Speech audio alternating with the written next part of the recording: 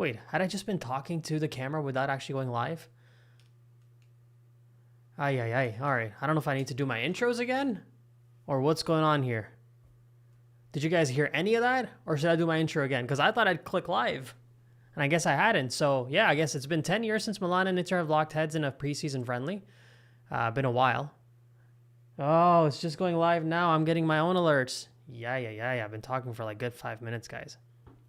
So, yeah. So here we go. Milan and Inter play against each other in a preseason match after 10 years. Last time around they played, it was that ridiculous goal from Philippe Mexes. Arguably one of the goals of all time in football history, really. But unfortunately, it was a friendly, so nothing really came out of it. But that was a real beauty. You would be hoping that our top two guys, up front in Francesco Camarda and Gonzalo Ramos is what I'm most excited to see today. What we can get from them. Inter with some high pressing right now. We're about 3 minutes in. I was talking for about 5 before going live. One of my computers is taking off. You can hear that fan going off.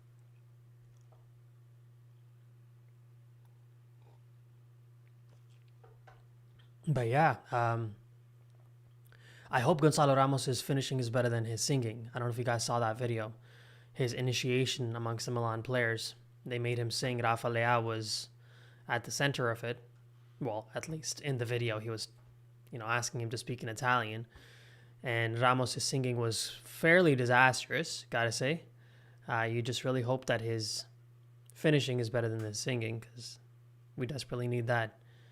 He was signed here for goals, not really for concerts. All right, let's see what you guys have to say. Yeah, I know. I didn't realize it was offline. Sorry, guys. How's the game so far for AC Milan? It's only 4 minutes in, so there really not much has happened. Both the teams are kind of feeling themselves out. Inter was surprisingly pressing pretty high. Samuel Chukwueze on the right flank. This is going to be interesting to see. I want to see what Chukwueze did. You know what I like about what Amorim did here? I like the fact that Amorim started the last match the way that he did. I think he had Kostic and Isola maybe up front and Ruben Loftus-Cheek. Today he changed things around a little bit. Well, no, sorry. And then in the second half, he brought on Samuel Chukwueze, he brought on Camarda, and you saw the kind of fluidity they had, at least for the first, 15 minutes of coming on. I like that today they're the ones that are starting. Get that going, get those two guys to once again start, get that, the form that they showed in the previous game, let it flow, don't interrupt it. So today we do have Loftus-Cheek still playing. I'm very curious to see how Ruben plays today, because last time around, obviously, he didn't get a lot of good reviews from me. And a lot of you guys also tend to agree with the fact, but you guys were actually checking me and saying, Kush, Ruben hasn't really, because my criticism of Ruben from the last match was that, you're a tall, big, strong, fast guy.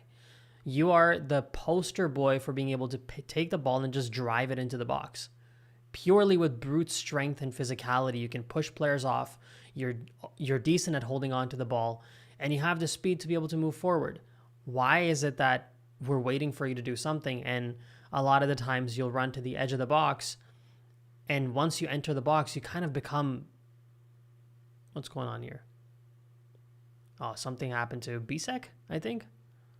Oof. Yeah, it is Bisek. His ankle's not looking good. He's actually not even on the pitch right now. He's off the pitch. Why do we stop the game if he's off the pitch anyways? But yeah, someone's asking, are you only live on YouTube? Raz Cario asks. Yes. Give me ideas, man. Where else should I be live? Kick? I've seen some Kick streamers. I don't know if I want to be one of those guys, but yeah, I probably should be going live on Kick too. I mean, at the end of the day. And okay, so 6 minutes. The stadium stops. Everybody's applauding.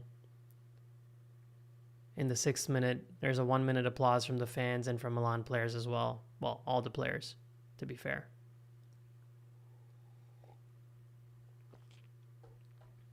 Really sad, man. But Izzy's passing. At the same time, it's so odd. He's the number 6 passed away at 66 in 2026. Either way. I need my glasses. Sorry, guys. Yeah, that's the thing. All right, so Ruben, there we go. Ruben, I need to see a little bit something from you. That's a good, decent ball from Loftus-Cheek there. Positive. To Cisse, number 70 is Cisse. All right, I got to remember that.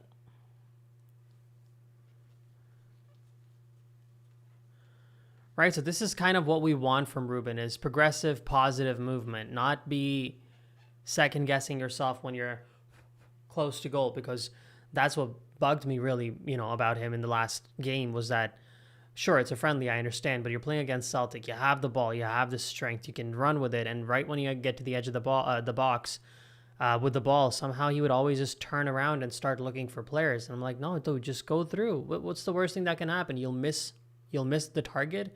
You'll miss a chance in a friendly. That's okay. Not a big deal.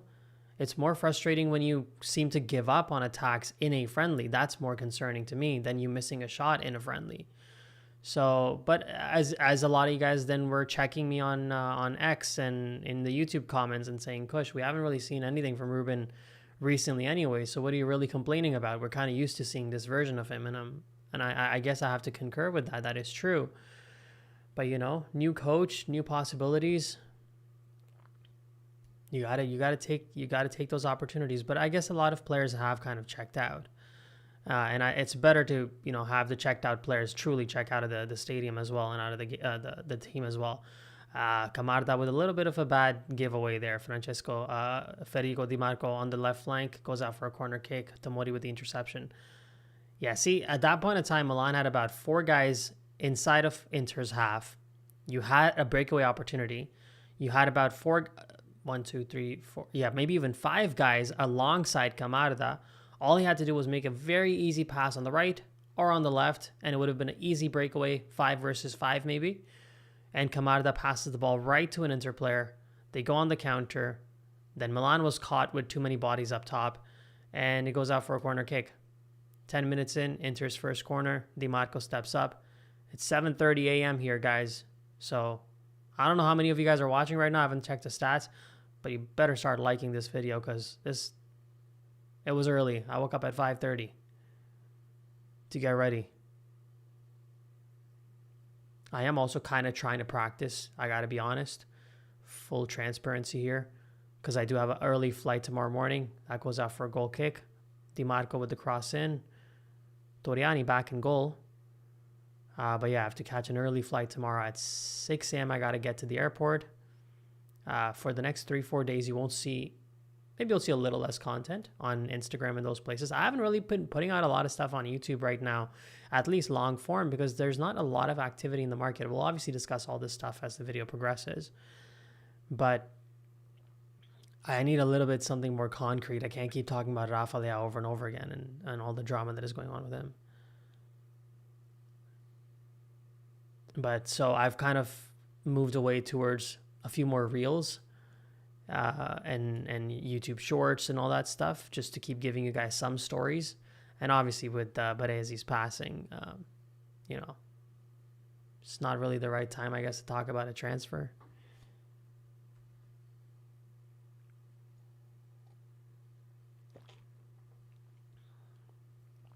All right, let's see some comments here.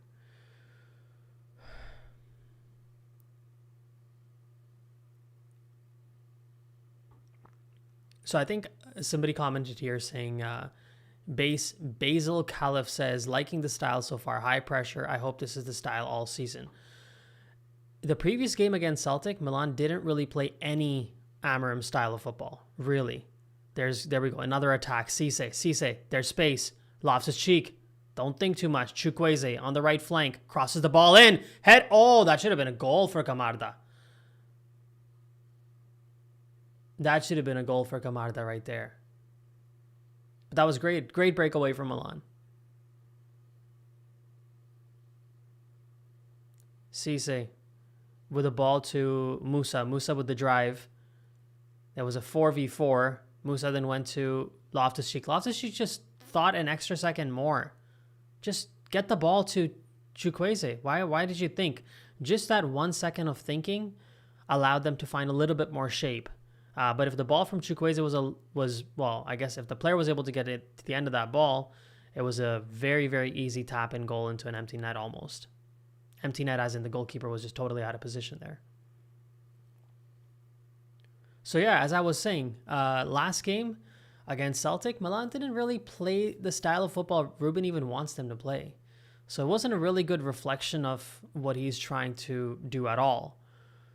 Today's friendly is going to be an interesting one because you've obviously gotten one friendly under your belt. You've now traveled to Australia, so there's also that element of feeling, well, I mean, they did travel to Scotland for the last one too, but I guess you kind of get the sense that it is a little bit more professional, and obviously at the core of it all, you're playing against Inter Milan, right? So you're not looking at it as just any game. Now you're looking, oh, what a ball. I don't know who that was from, but that could have been really good for Di Marco. But Milan, I think Fikayo Tomori was able to get in on the end of that. Toriani kicks the ball out into the midfield. There we go, Loftus-Cheek. That's what I want to see more of. Completely just pummeled. I think, I don't know which one of their youth players that is, but one of the Inter players, he just took him out there, and he was tumbling on the ground, which is what I want to see. Where do you watch the game? The game, I am in North America, so the game is on Prime Video.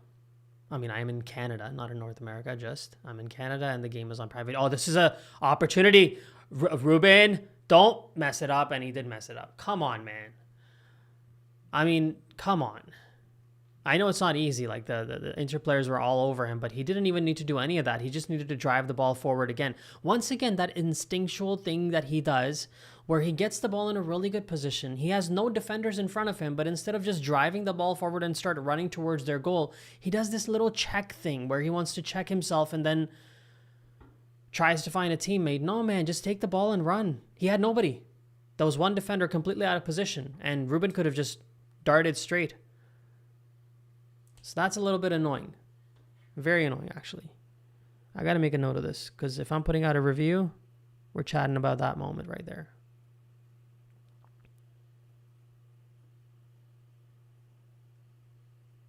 Come on, pen.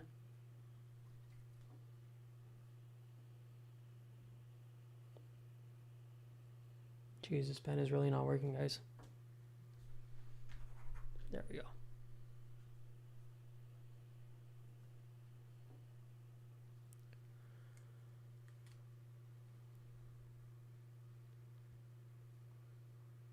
Somebody says, what minute are you at? I am at 15:20. Oh, I'm behind. I'm behind from my own score, my own timer here. Yes, there was something going on with this stream. I got to be honest, guys. I don't know what the issue was. If I click out of here, I did. I check back in. Live broadcast. I did need to turn it off. All right, I made up a little bit of time. I'm still behind, though. Yeah, I'm still behind, guys. I'm about a minute behind. So I won't even be looking at the score, but if you see it and you don't see me react, it's because I'm 1 minute and 10 seconds behind. Show the match, please. And get what, my friend? A strike on the channel? I can't show you the match. Come on. Who said that? That was, oh my God, what a name. Timothy Pop 4602. I'd start Camarda over Gonzalo. Oh, come on, man. Gonzalo Bamos. No. You got to give him some time. At least he hasn't even played a minute.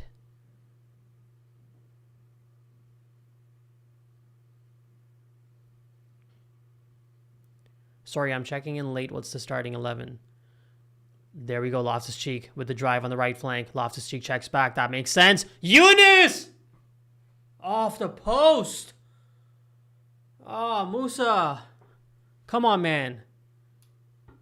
I got to see that from a different angle, but come on. Or was that Cisse? It was one of the two, because both their shirts are 70 and 80. I can't tell which one is which.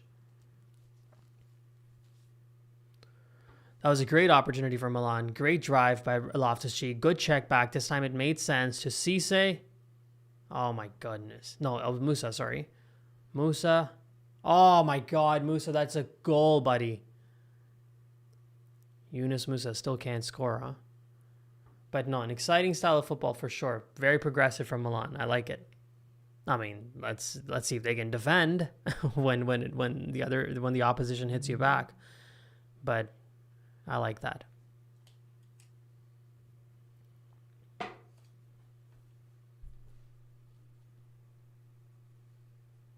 Oh God, I need a new pen, guys. Sorry.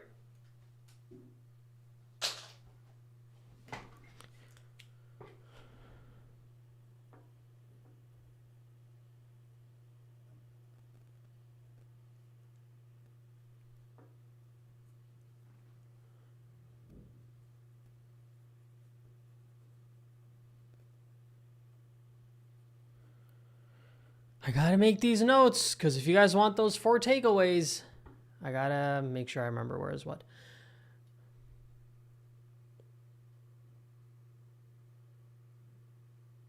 I love how you guys are like, everybody just needs to go. Gonzalo Ramos needs to go before he even played a minute. Somebody just said, Cisse, sell Cisse. Now somebody's like, Musa needs to go. One missed opportunity. You got to go. You got to get out of here. I mean, I don't disagree necessarily with some of those players, but it's just funny how it's like one missed chance and y'all just react so funny. Cutout FUT says, Cutout Foot says, Milan is doing good. I just want Mario Gila subbed on. Gila won't play, buddy. Gila's injured. So Gila's not going to play today. Bisek. Good ball. Oh my God, look at that from Pavlovic. Delayed reaction on that foul, but ref still gives it.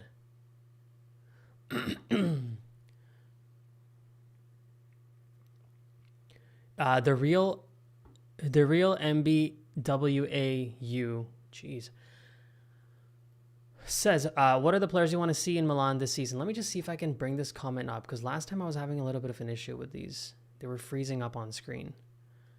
Let's see if it changes this time. Cisse. Oh, good work from Barella.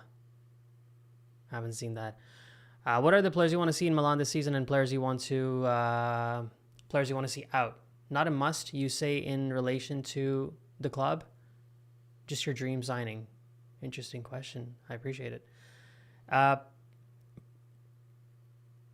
think I would take Tomori out and put Mario Gila in, at least from the 10 minutes we saw in the previous game, and obviously knowing what he's been able to do in the league over the years, but it has to translate with Milan too.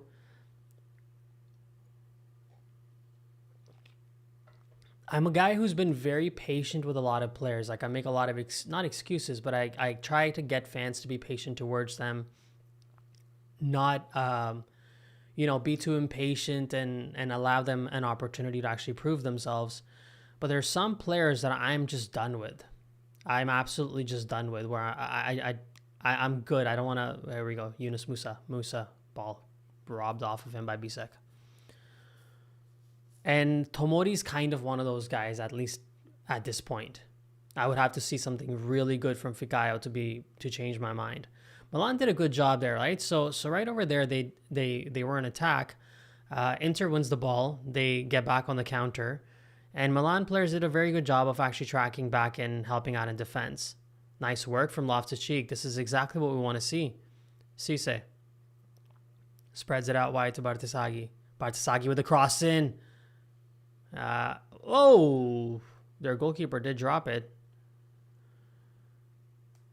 But I like what Loftus-Cheek is doing there. Much better in attack today. But yeah, so they were in attack with the ball, and they did a pretty good job of actually getting back and to help out in defense. So that's kind of what you want to see, because that's what's going to test them. We know Coach Amorim is a progressive coach. He's an attacking coach. We understand how he wants to play, but this team has to be able to be solid in defense, because we saw an AC Milan side that was attacking under Fonseca. We even saw that partly under Pioli in his last season, where it was, that moniker of trying to be the 21st Premier League team where you just play positive football. but it didn't really. It doesn't work if you keep conceding goals too. You can score 3, but if you concede 3, then it's not really worth. Those 3 goals aren't worth much. As good as 0, really, because 0-0 scoreline, 3-3 scoreline is kind of the same thing at the end of the day with points. So they need to be able to defend, and they did a good job there on that breakaway from Inter, but let's see. Coming back to this question right here, what are the players you want to see in Milan? Yeah, so I was going back to that. I wanted to see Tomori out. I want to see Mario Hila. In the midfield, I think if we play 4 men, I'm not very excited about Estupiñán, I have to say. On the right, I would still accept Salamakers, although I think at some point in time, Milan is going to have to focus on bringing a top quality right wing back and a top quality left wing back. Probably something they're going to pursue next summer. They're going to test these players out for now and see what they're going to do. Oh, great cross in from Inter. That was defended well by Fikayo Tomori. Well, cleared out for a corner kick. But nice work on the right flank. Was that Diouf? Let's see what we did wrong here. Oh, come on, man. Show me the replay. That goes out for a corner kick. Barella. Shot from outside the box. Even if you piled 3 goals on top of that goal, it would still not hit target. I'm curious to see what happened there.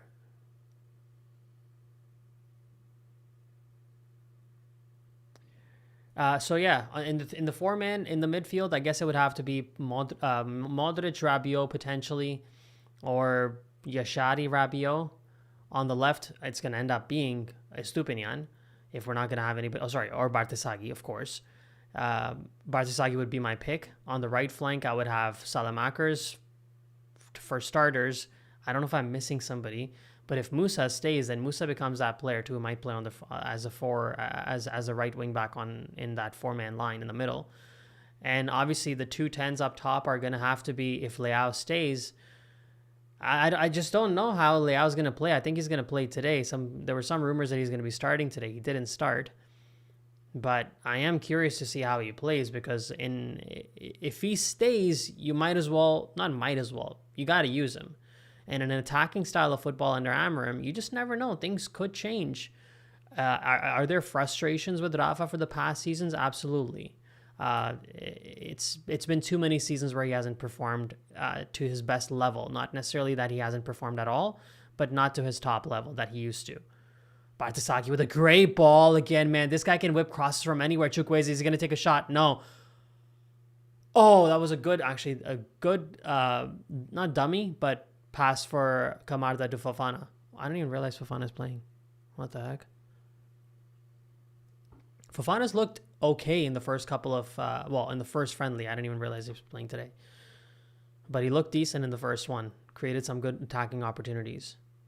So yeah, these players, it's hard to say with this question, right? Like, who's going to be here, who's not going to be here? I just don't understand. Nobody wants to buy them. That might give you a reflection of what kind of signings we made if nobody really wants them. And then also, I think a lot of these players don't want to move, because why would they? Divock Origi stuck it out for a while, cashed those checks. I don't blame him. We got a bad deal, put him in a beautiful contract.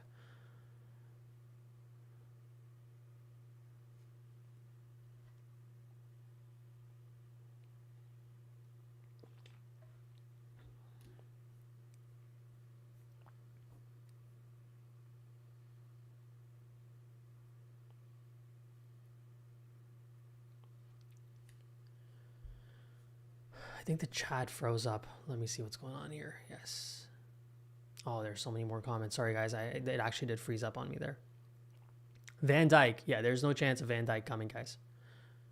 Who's playing better? Till now, AC Milan, easily. Who asked that? Jonathan Hernandez, 5080.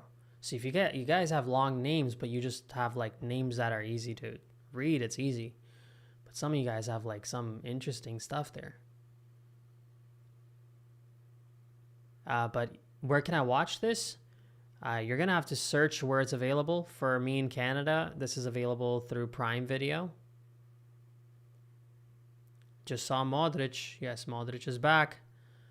That's big, guys. That is big. And even, Luka Modric came out and said that I'm interested in, I just want to win a trophy with this club. He's like, I don't even care which trophy it is. I just want to win a trophy. That's the mindset you need to have at the end of the day. Because the more trophies you win, the more it means that you've been tested in certain situations. It doesn't even matter if it's a Coppa Italia trophy or if it's a Supercoppa trophy. And I think that is true. Obviously, there's a ranking of what is most important and what you'd prefer to win over the other. No question. But I think winning any type of a trophy tests you as a team, tests your resolve, your ability to manage games in certain situations. You could be down 2-0 the way that Milan was against Inter in the Supercoppa last year and the way that they came out to win 3-2. And they obviously give fans really positive moments. So Modric is right. He doesn't even care what trophy he wants, but he wants to win a trophy because that's the kind of mindset you have to have. And obviously, this time around, I know for a fact that Milan they want to win. They want to win. And not just any trophy. They want to fight for the Scudetto. Will they be able to? Do they have a team that can do that? Time will tell. But I know for a fact this time around, that's exactly what they want. I don't really like the collar on Inter's jersey, I gotta say. It looks really kind of vintage, but not my favorite.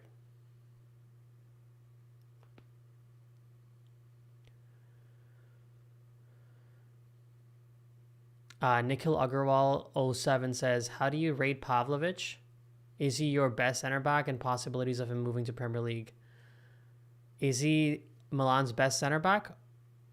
Arguably. Dude, not Siri. I didn't ask you anything. Please go away. When I said, is he, this guy is like thinking I'm calling SIRI. Starts acting up. Our best center back, yeah, you could arguably say that. Last season, he was one of the best center backs in this team, if not the best center back. And I think Pavlovic's thing is, obviously, his first season wasn't the greatest, but he did definitely grow into last season. He had a very good coach, too, from a defensive standpoint. Allegri is, for all his faults, organizes his team very well in defense.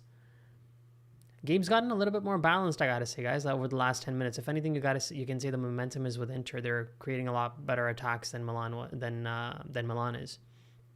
But yeah, so he grew a lot into last season, and I think the biggest thing that a lot of Milan fans love about Bartasaghi with a great clearance there, sliding tackle that pushes the ball out for a corner kick. Their player was driving it on the right flank. The thing about Pavlovic is that he's very good in attack. He's that extra body in attack, depending on how the coach chooses to play. He's very positive. He's unafraid. So Pavlovic has a lot of good qualities, and you could argue that he's one of our best players right now. Oh, come on, man. Who shot that? Is that Barella again? Or was that Zielinski? That was another shot. You put 3 goals on top of the goal and still not going to hit the target. But yeah, and also, besides all of that, just freaking nicest guy you're going to meet probably in all of this entire club. So I absolutely love Pavlovic. Obviously, I had my own interactions with him while I was in Milan, and he was very, very nice to me. But also, after every single game, you felt like he would find some fan in the crowd and he'd just go and give his shirt. Some fan he would find. Obviously, it helped if he had a Serbia flag.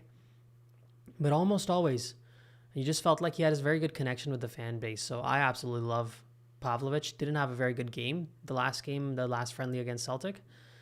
But in general, yes, he's arguably our best defender and a very liked player amongst Milan fans. And very progressive, of course.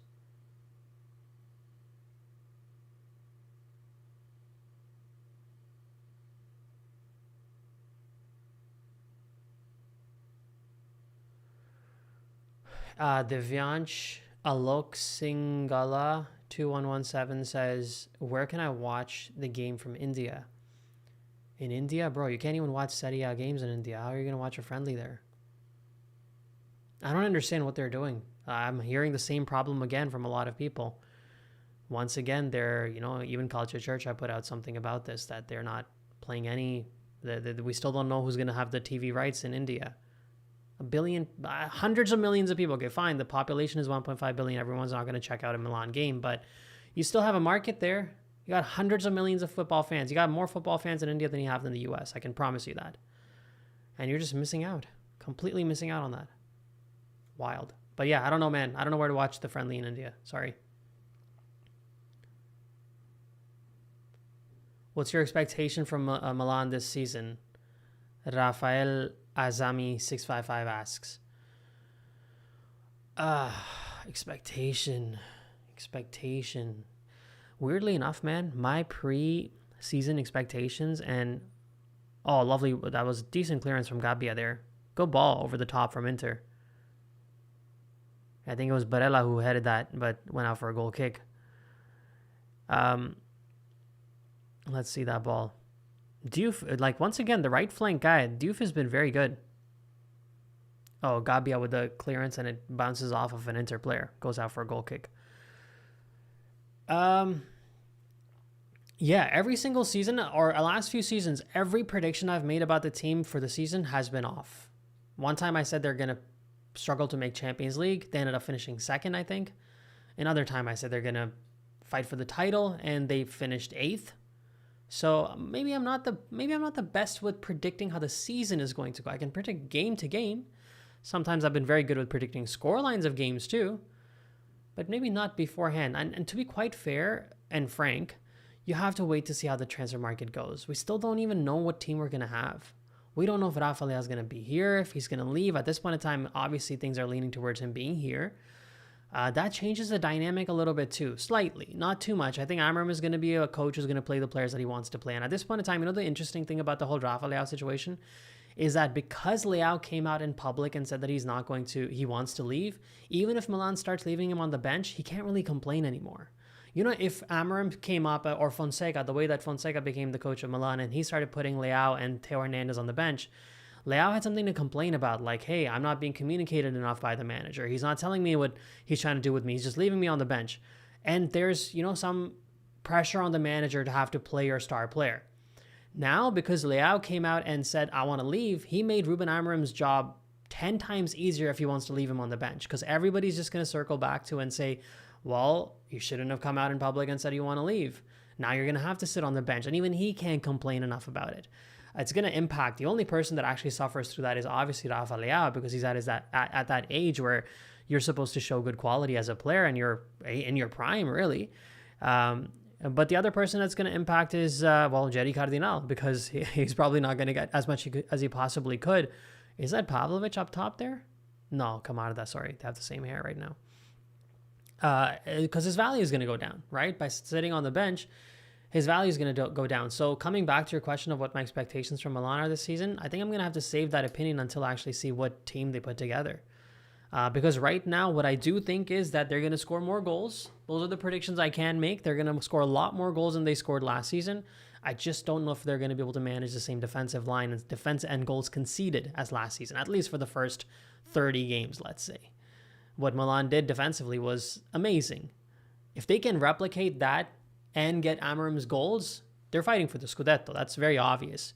But will all that happen? I don't know. I just don't know right now. Too early to say. Yeah, Legion State says Man United and AC Milan, same situation, similar for sure. At least United made the Champions League, in fairness to United. What is that comment? Italy really deserved this World Cup qualification. Let's just go back to Milan for now. Oh, that was a decent ball, and I think Cisse got it in the end of that, or Tomori did. Whoop. Hold the phone. The chat has frozen. Hey, Kush, I'm in Canada and can't find the stream. I don't know what you did, man. You want to put 2 and 2 together, what I did? I am watching it on Prime, but, there are other things you can get to unlock out-of-country content.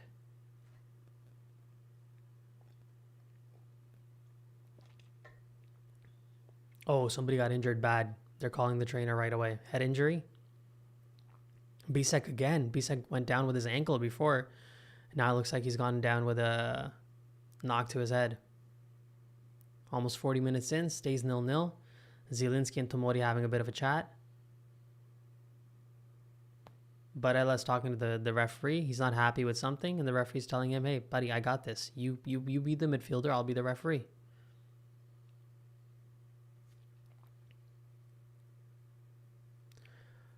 This chat is really bugging me, man. This thing freezes up. Then I gotta. All right, let's just see what you have to say. Dr.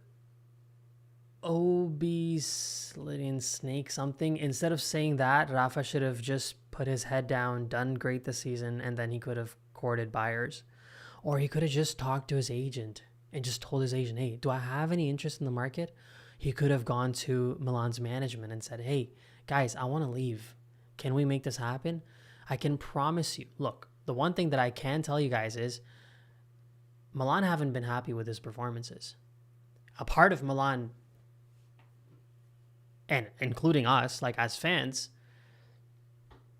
there's a degree of regret that he wasn't sold when his price was a lot higher, because that's the one thing that Milan hasn't been able to be good at, because that is absolutely part of the business. As much as you guys like or dislike it, it is part of the business when you're a Serie A club, is you got to know when to sell your players too.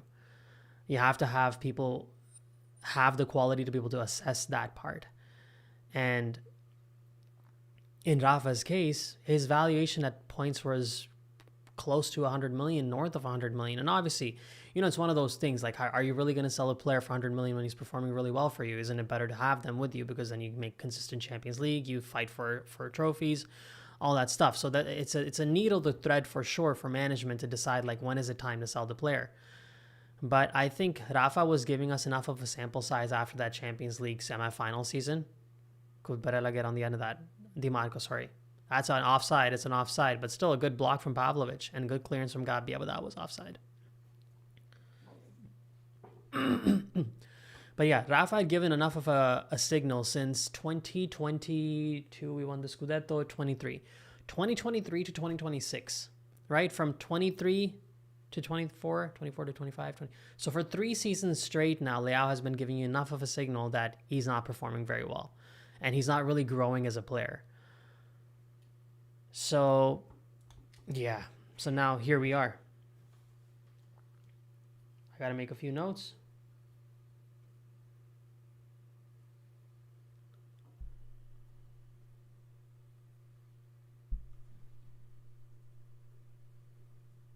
We're about 40 minutes in now. Still 0-0. 5 minutes of time left. Is that another? Oh, that's a massive handball from Camarda. He just lifts his arm up like he's trying to catch a basketball.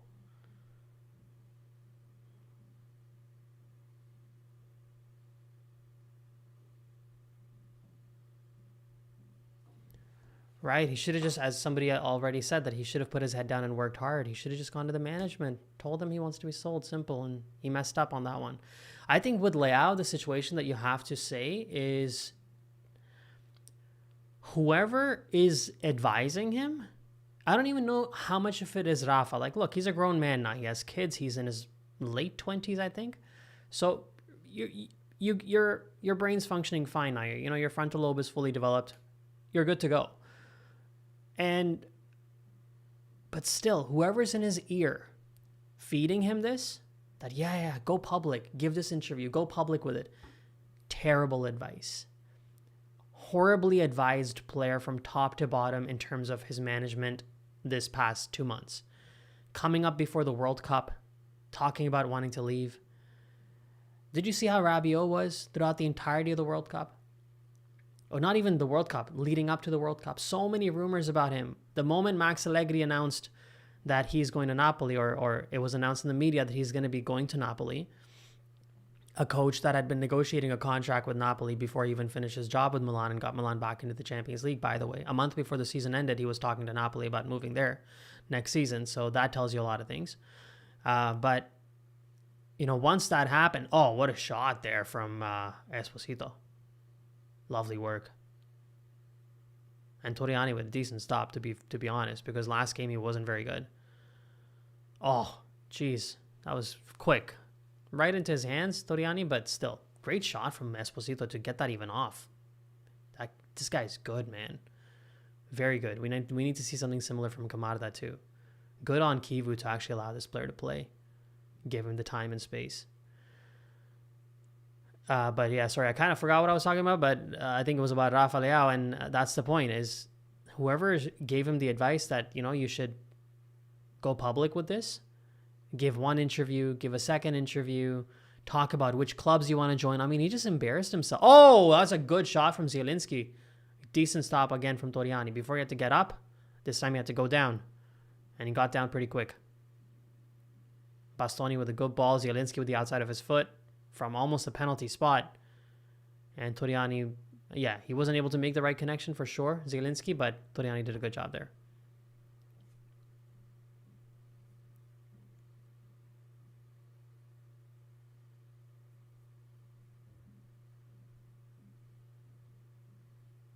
All I'm trying to do now is...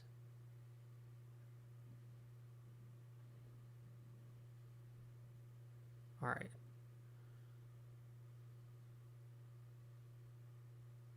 Lots of comments. I love this, guys.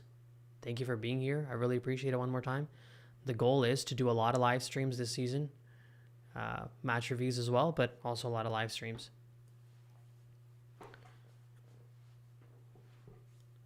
About a minute away from halftime. I don't think there's going to be any additional time. That would surprise me. Maybe a minute, if even. But I don't think a friendly really needs additional time. Just let them play the 45 and the 45, unless the scoreline is a certain way, and let the game be over. They don't need to play any more than they need to play.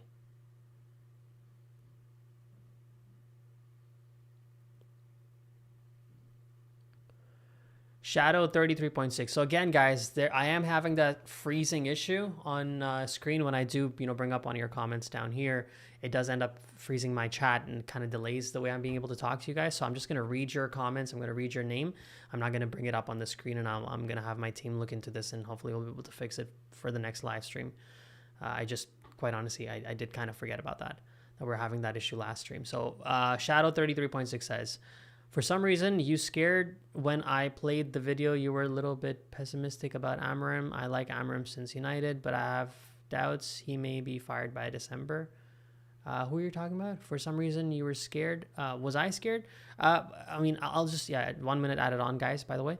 I'm not really necessarily scared. I mean, there are some concerns about him. Obviously, if he came straight from Sporting Lisbon, that would have been a transfer really for a coach, because he was the most sought after coach probably in the entire world.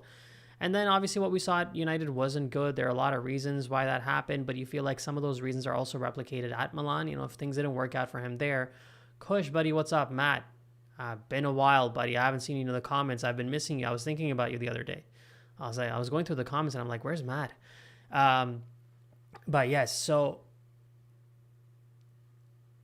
those, negative things that were happening at United have happened a little bit with time at Milan too, and we just want to make sure that he can rise above that, because what I also am aware of is the fact that Amorim he's talked to Milan about the fact that he did make some mistakes while he was at United, and he does want to improve and adapt more. Not improve, adapt more. Obviously he wants to improve. Everybody wants to improve at this level, but he wants to adapt more to situations and not be as rigid and not be as stubborn in his style of coaching. He has, said that. So we just have to wait to see, because if you get the Sporting version of him, you get a very good coach. You get the United version of him, there's going to be issues, and you're just hoping that we get something balanced.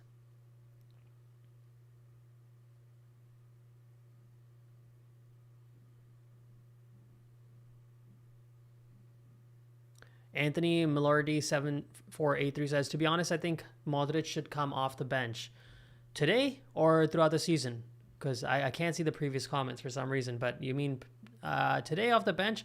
Nah, man, let the guy rest. Well, we know what he's about. I mean, obviously he wants to get some time under his legs, but he's also, maybe 10 minutes, 5-10 minutes just to keep warmed up, be not match fit per se, but match aware, I guess. I don't know. Match adapted.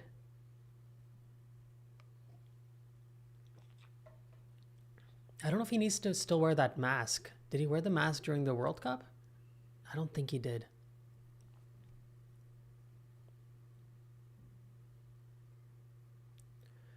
Diamond Gamer 017 says, "Hey Kush, Forza Milan, have been a fan since I was 2 months old." Oh, geez, dude, you go all the way back, huh? Who do you think will be in the starting 11 on match day 1? That's a good question. Let's take this one from Telmo. Jeez, Telmo Bento 616. Telmo Bento 616. Who do you think will be in the starting 11 on match day 1? I think it is going to be Mike Maignan goal, although he's been surprisingly absent recently.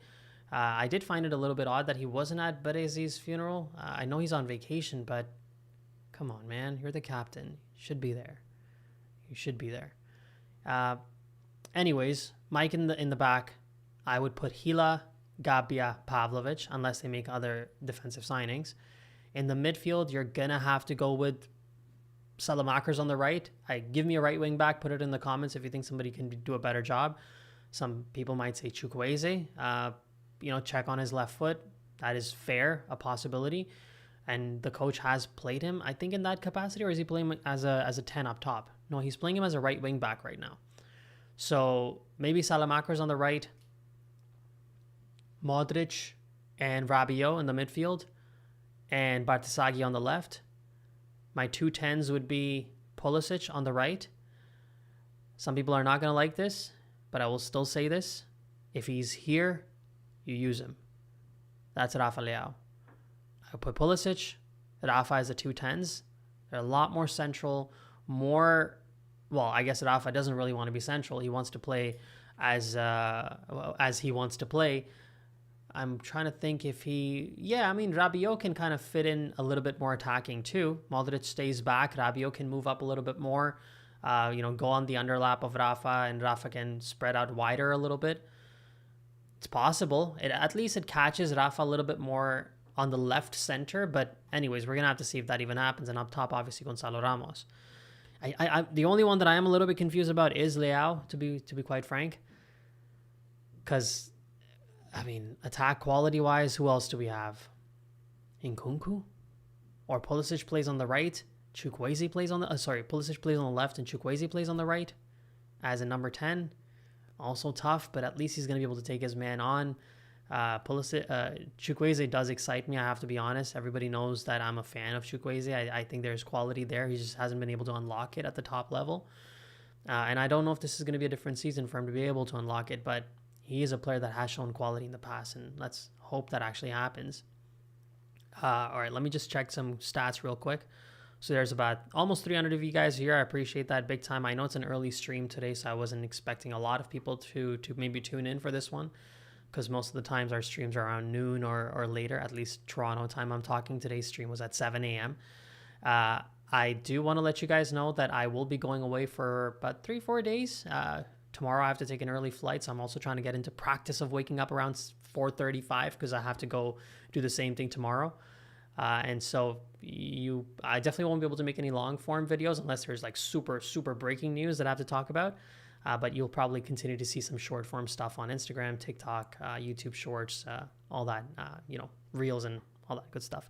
So if you haven't already, please make sure to like the stream. I really would appreciate that, guys. We're looking at about 286 of you here and 60 likes. Come on. I was hoping at least 100. 286 and 60. Come on, guys. Crank that up. Let's talk about these. Let's talk about your questions here.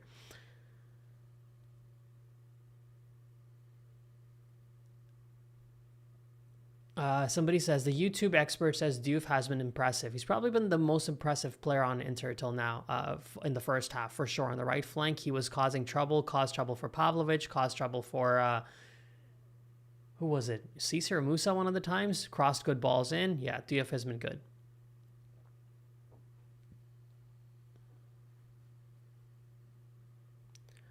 Alan Rosanero says, after today's game or the game after Chelsea, outgoings will happen.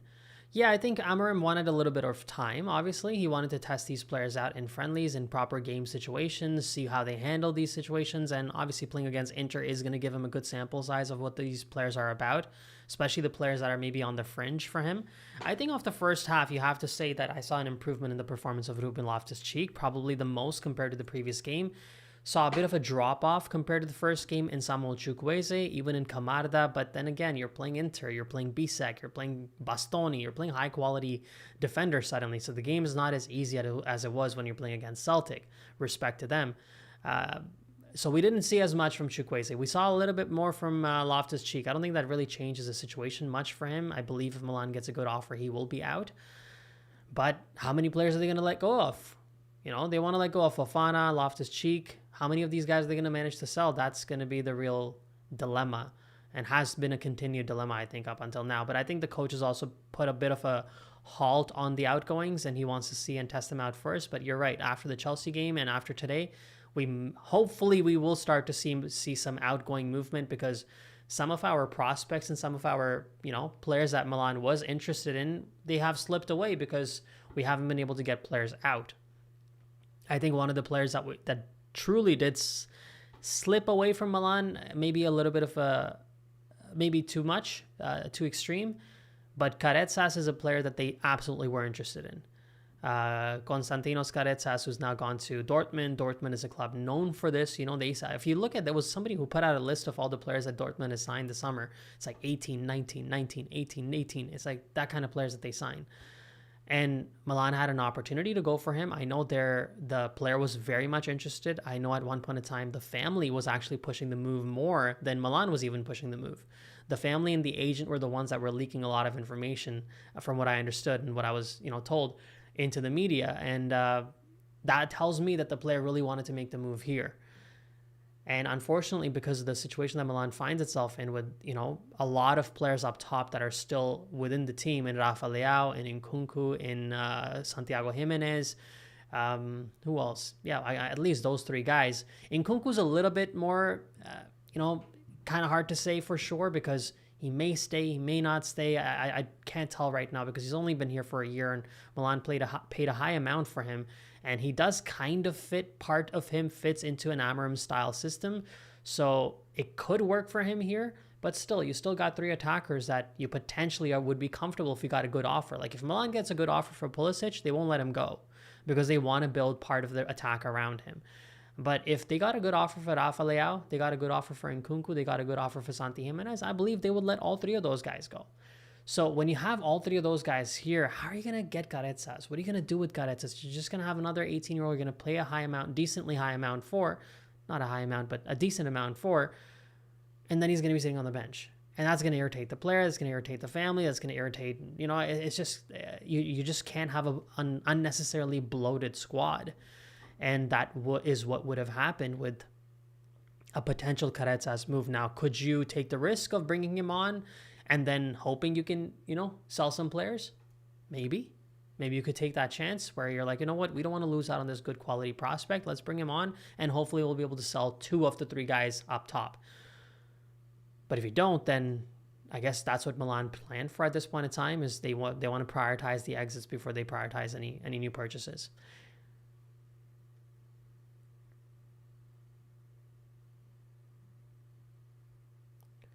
Basil Kalaf says, does Amorim play with wingers? If yes, Leao will have a great season. He does kind of tend to play that way. Maybe not, he won't necessarily force Leao to go, if Leao is playing on the left flank, let's say. Not even the left flank, as a left number 10, really. He won't be hugging the touchline. It's unlikely that with Amorim, well, actually he could, because Amorim's going to have to assess how Leao plays, and he does thrive in that role the most. But then he's going to have to see how he's going to utilize Bartesaghi, because he does play with wingbacks. So it is going to be interesting how Rafa Leao would fit into this as a number 10. Because when we heard Amorim's press conference and he was talking about Christian Pulisic, he did say that he wants Pulisic, and he said, hey, this is some information I'm gonna share with you guys. Here's a player I'm going to talk about. And I want to play him maybe on the left side, maybe a little bit left mid, which kind of sounds like a left 10. And if Leao plays the same role, it won't still be his traditional position, but it'll be a lot closer than what, the previous coach was making him play. So It could be a good season for Rafa from an attacking output standpoint, but does he fit into the system of Amram's pressing style? That's the bigger question here. It's not about Leao playing on the wings and how he's going to attack. Leao is a good attacker. He will get an opportunity.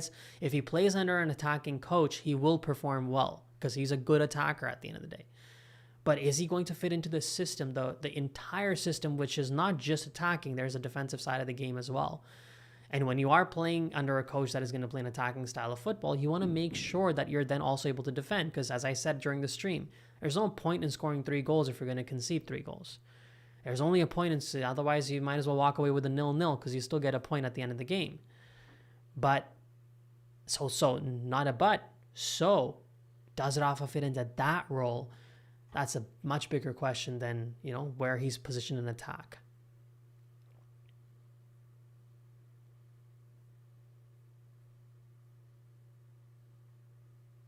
Michael Andriozzi, 4717. I appreciate you being a channel member, my friend. It's nice to see you in the comments. I think you messaged me on Instagram too. I got to get back to some more people on Instagram. I'm finally, as you guys can tell, I've gotten a lot busier on Instagram now. Instagram, TikTok, we're putting out a lot of short form content. We probably put out a video at this point in time a day over the past few weeks. And I would appreciate if you guys follow me on Instagram, TikTok, Twitter, @FootballKush, obviously. But Michael, good morning from Florida. Uneventful half. Biggest difference is the high press. However, it exposes the midfield and how fluid Inter is cutting through. Good to hear from you, Kush. Good to hear you, Kush. Absolutely, you as well. Nice to see you in the comments. Uneventful first half. Yeah, I mean, Musa's strike on it that got off the crossbar or the goalpost was the only real moment, and Inter had a couple of good opportunities. You could say that Milan's chances were a little bit more optimistic, or Inter's just seemed a little cleaner. If their finishers had done a better job, that chance that Zielinski had from that cross from Bastoni, that should have been a goal. Another cross before, I think to Pio Esposito. If he had placed that a little bit better, that should have been a goal. Their opportunities and attacking chances that they created were a little bit more clean. The chance that Musa got, that Milan was, that he struck the goalpost with, I felt like that breakaway from Ruben on the right flank, taking advantage of, his speed, and then checking the ball and then cutting it back to Musa, that was Milan's cleanest opportunity that they created. Outside of that, it was a few trying to go for lucky shots from outside the box and all that. Well, that was one of that, actually. But yeah, it's been fairly uneventful outside of that strike on the goalpost.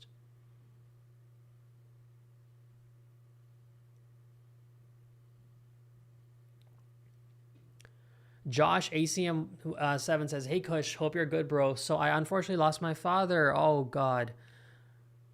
1 month ago, and he was the one who introduced me to Milan and Calcio. Jeez, bro. But as he was his footballing idol. Oh, jeez, you got rest in peace, Capitano. Sorry for your loss, my friend. I totally sympathize with you there. It's really sad that you had to experience, a double loss in that sense. Yeah, wishing you all the best, my friend. I'll tell you guys one day the story of how this channel even started. Maybe today's not the day, but I am going to start a podcast, and that's why I'm not saying too much to Josh right now, outside of the fact that, I wish you all the best. Absolutely. All right, that threw me off a bit.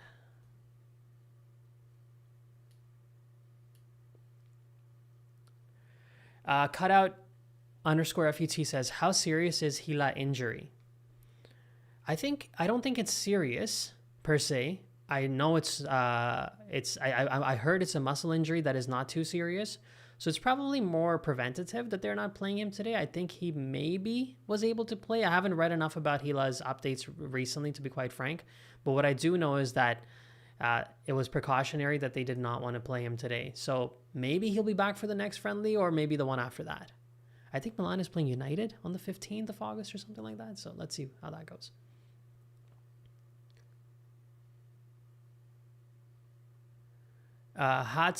Petries says, hello from Milan Fans Club Greece.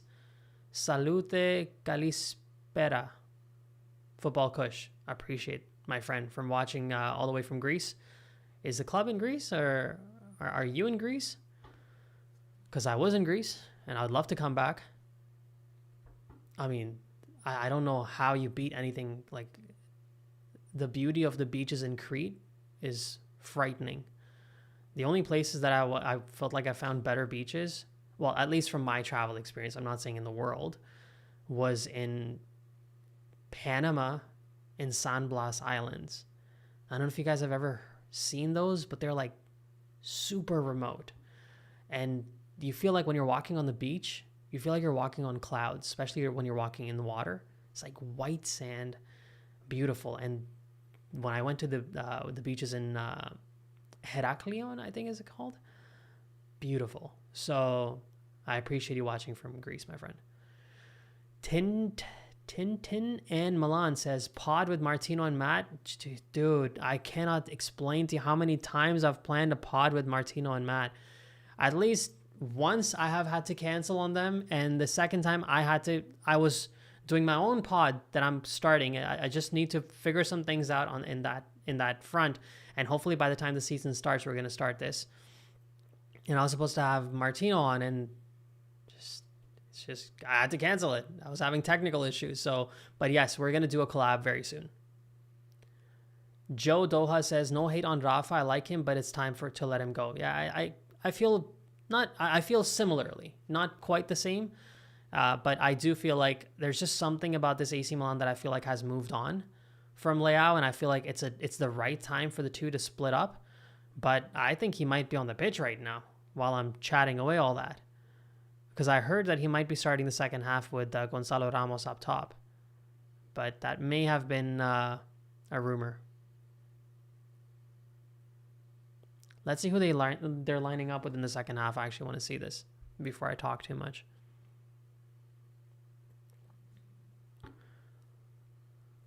I want to see that comment from Will and I'll just avoid saying the last part. I'm not saying he doesn't deserve criticism, but the amount of fingers pointed towards him is disproportionate compared to his colleagues. Are you talking about Leao?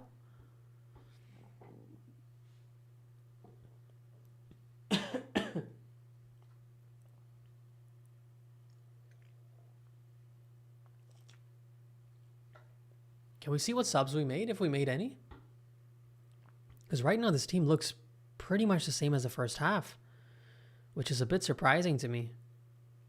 Because he made, I think he changed the entire team almost, maybe left 3 players when we played against Celtic. Second half was 8 new players. Today it seems like not as big a change. Bartesaghi goes off for Stupinian. Okay, that's one switch. Is Stupinian a player that probably should be in Aston Villa colors right now? But that's a bad... Tomori with a clearance that bounced off of an Inter player right to Esposito, I think, up top. Okay, Cisse goes off and Nkunku comes on. So Stupinian replaces Bartesaghi and Nkunku replaces Cisse. Good. I want to see how these guys play. Tomori with the clearance here, blocked off by Mkhitaryan, fell almost to their number 33. It was 33, I forget, for Inter. But sometimes you get the sense that when Milan is playing out from the back, they just don't look convincing enough. I mean, unlike when they were playing with Allegri, they wouldn't find themselves in situations like this because they were just defending. Right now, they're trying to play out from the back a lot quicker and making some mistakes. So they're going to have to tighten these things up. This is the part that's going to be interesting to see how Amorim manages this. Because the one thing that you can say about this Milan team is that, under Fonseca, they got to see how this team attacks. Oh, that was a good cutback from Di Marco, I think.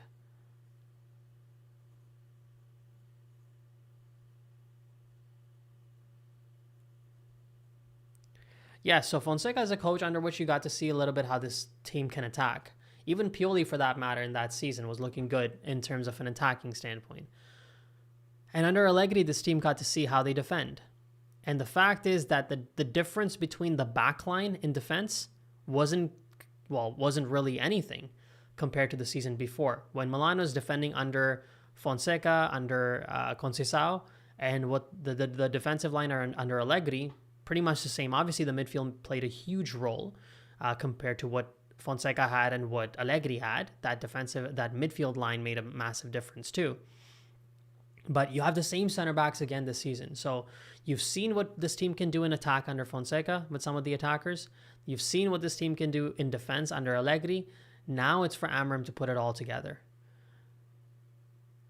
It was a good ball from Musa. Tried to catch Ruben Loftus-Cheek on the left flank there. Mkhitaryan. Inter growing into the game a lot. Ball from the right. Blocked by Estupinian. Estupinian is not just playing today, he's auditioning. He's auditioning to stay.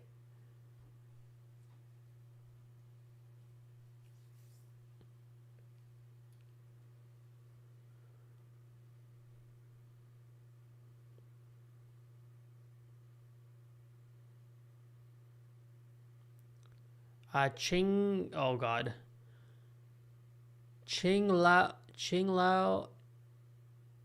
Lao Land Gaming 8878 says, if Leao put more heart in his football than in his music, he'd be much more greater than a lot of players in his position in the top 5 leagues. I think part of Rafa's problem is what Rafa outlined himself. And I'll tell you what that is.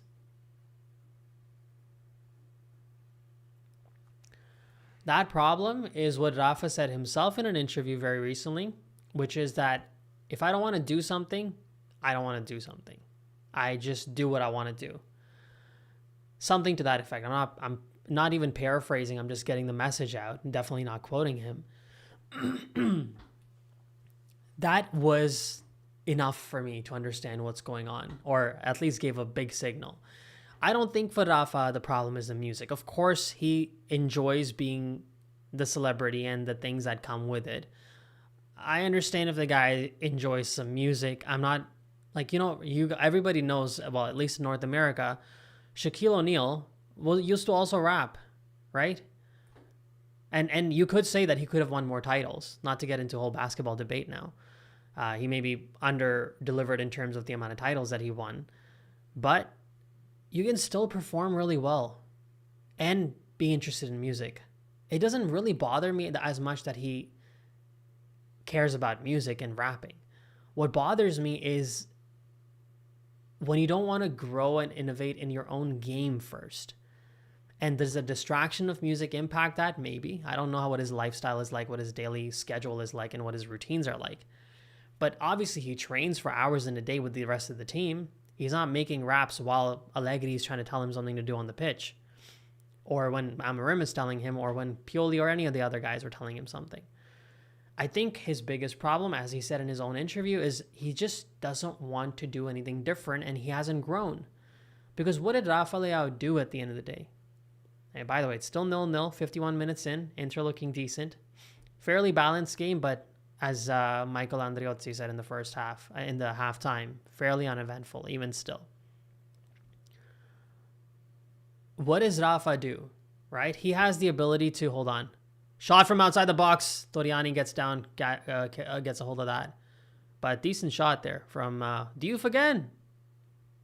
It's Diouf again, guys. I like this guy. Oh, Esposito. Lavelli, sorry. Barella, that's a goal. That's an easy goal for Inter. Federico Di Marco. That's just terrible defense. Let's see what happened there. I mean, it was just amazing passing from Inter. As I said, they were growing into the game.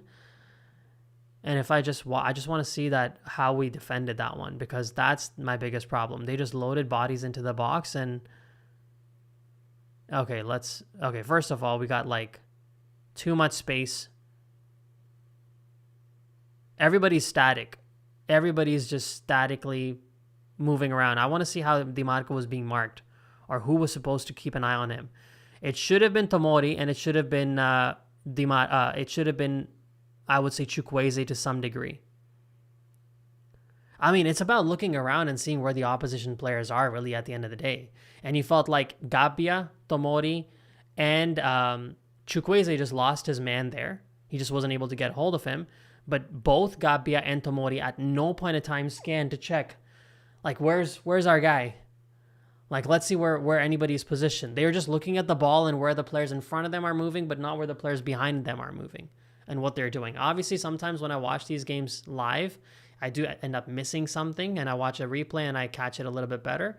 But from first look, that's what it seemed like. It seemed like both Gabbia and Fikayo Tomori especially, and Tomori just gives up the ball once again. Or was that Musa? Sorry, that was Fofana actually. So Inter go up 1-0. They're really going to have to see how they're going to defend this. And by this, I mean the season. That was coming, though. Gotta say, Inter was growing into the game way more than Milan was looking good.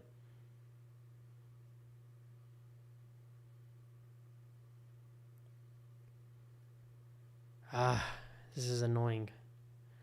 It's annoying because you need to see this team be able to defend better, because there's Amarim only makes sense.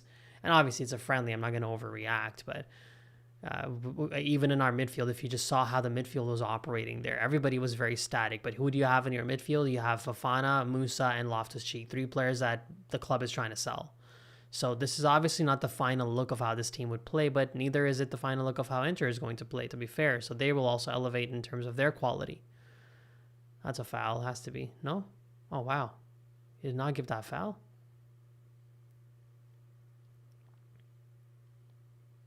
Inter on the edge of the box.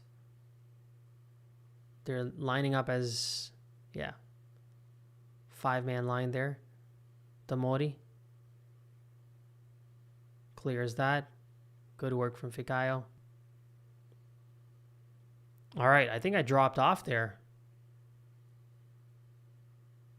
I hope I'm back on, because I definitely dropped off there. I did notice that.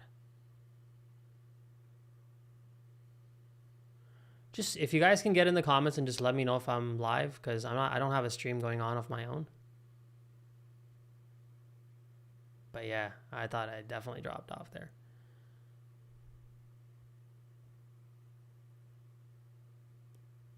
All right. Oh, that was a good chance. That should have been a goal. Oh my God, what kind of clearance was that from Chukwueze? Inter's just completely taken over this game suddenly. Oh my God, Tomori's napping. What is Tomori doing there? You got to close him down there.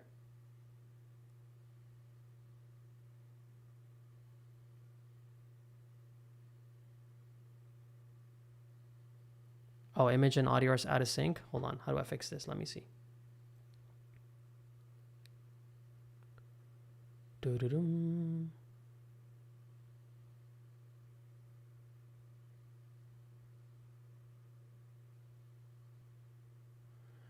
Odd. I don't know why this.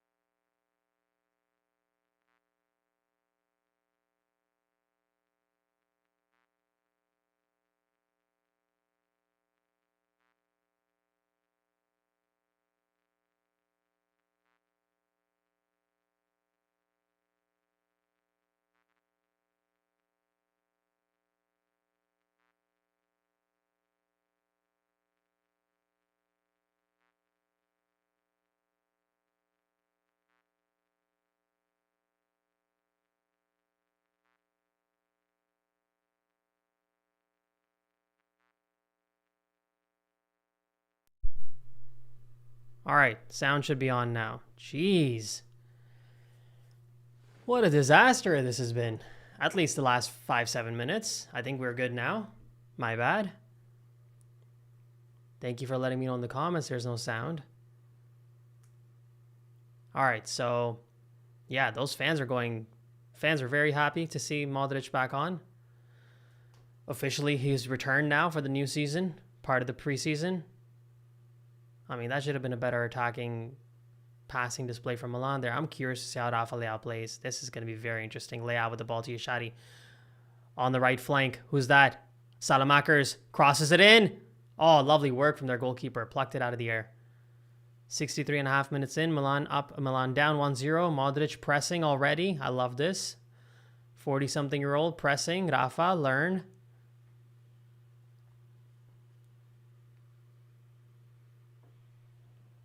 All right, come on, computer. You got to pull through today. Yes, thank you very much. Welcome back. I appreciate it. Lost your audio. You're frozen. Wholesale substitutions. Yes, that's what I was saying. It looked like Central Station, as the commentator was saying. Central Station opened up. It looked like 9 players that were subbed on. 8 or 9 players.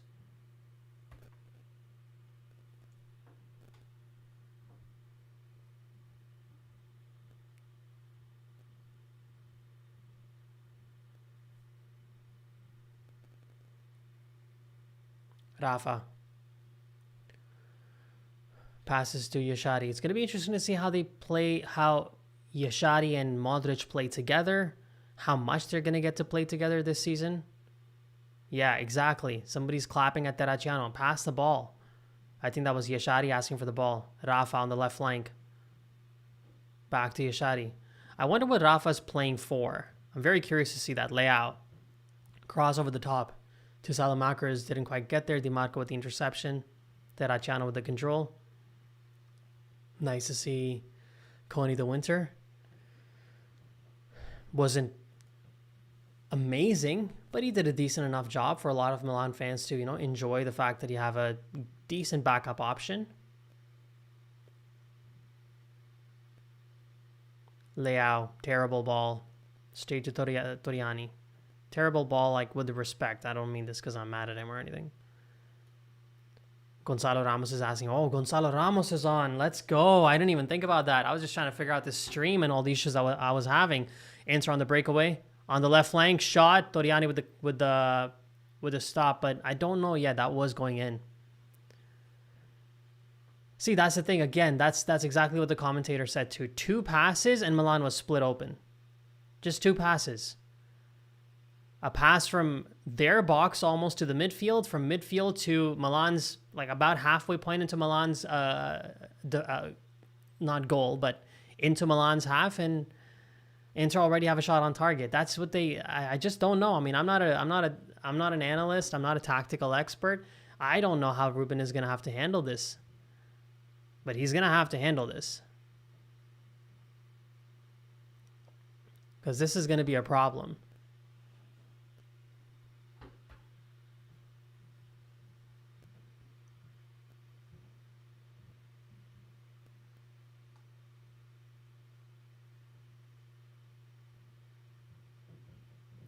Salamakers.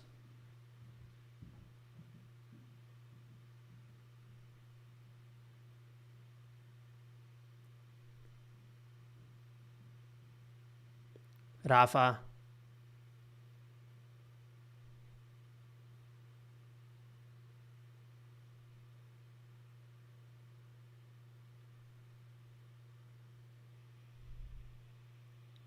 Let's see what we can get handled here.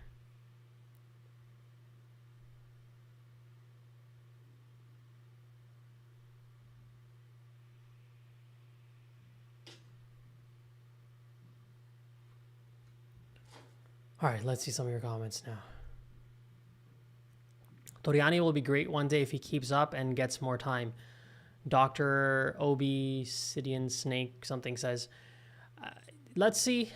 Let's see, to be honest, because Toriani's performance in the previous game was, well, actually, he wasn't too much at fault. It was the defender, the center backs that caused a lot of those issues. But yeah, I'm one of those guys who'd have to wait and watch because there are a lot of players that Milan has had in the recent past, a lot of goalkeepers that a lot of people felt like are going to go places, and they just haven't really gone places. I think there was who Gabriel was there when Donnarumma was, Donnarumma is the only one that has actually been able to, well, not amount to something. He's one of the best in the world. But outside of that, I feel like we've had a lot of goalkeepers that have shown potential, but haven't really gone anywhere where you're suddenly missing them and saying, that would be a good goalkeeper to have back. Let's see how Toriani does, though. Alexis Salamaker steps up for the corner kick. Good cross in from Alexis. Inter on the counter. Di Marco with the ball over the top. The interception from someone. Looks like Nkunku maybe. Yeah, Nkunku with the interception. Diouf is really... Oh, let's go, Rafa. Here we go. You got space. You're on the left flank. This is your spot.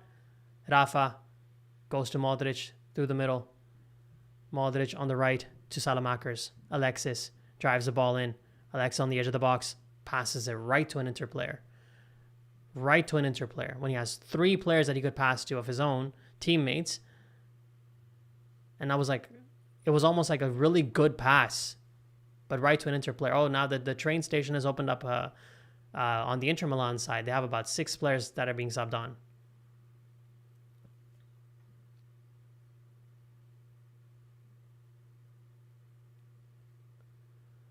Base Khalif says Nkunku, Leao, and Ramos up top. Yeah, so I guess it would be Leao on the left, Nkunku on the right, maybe. Ramos obviously up top.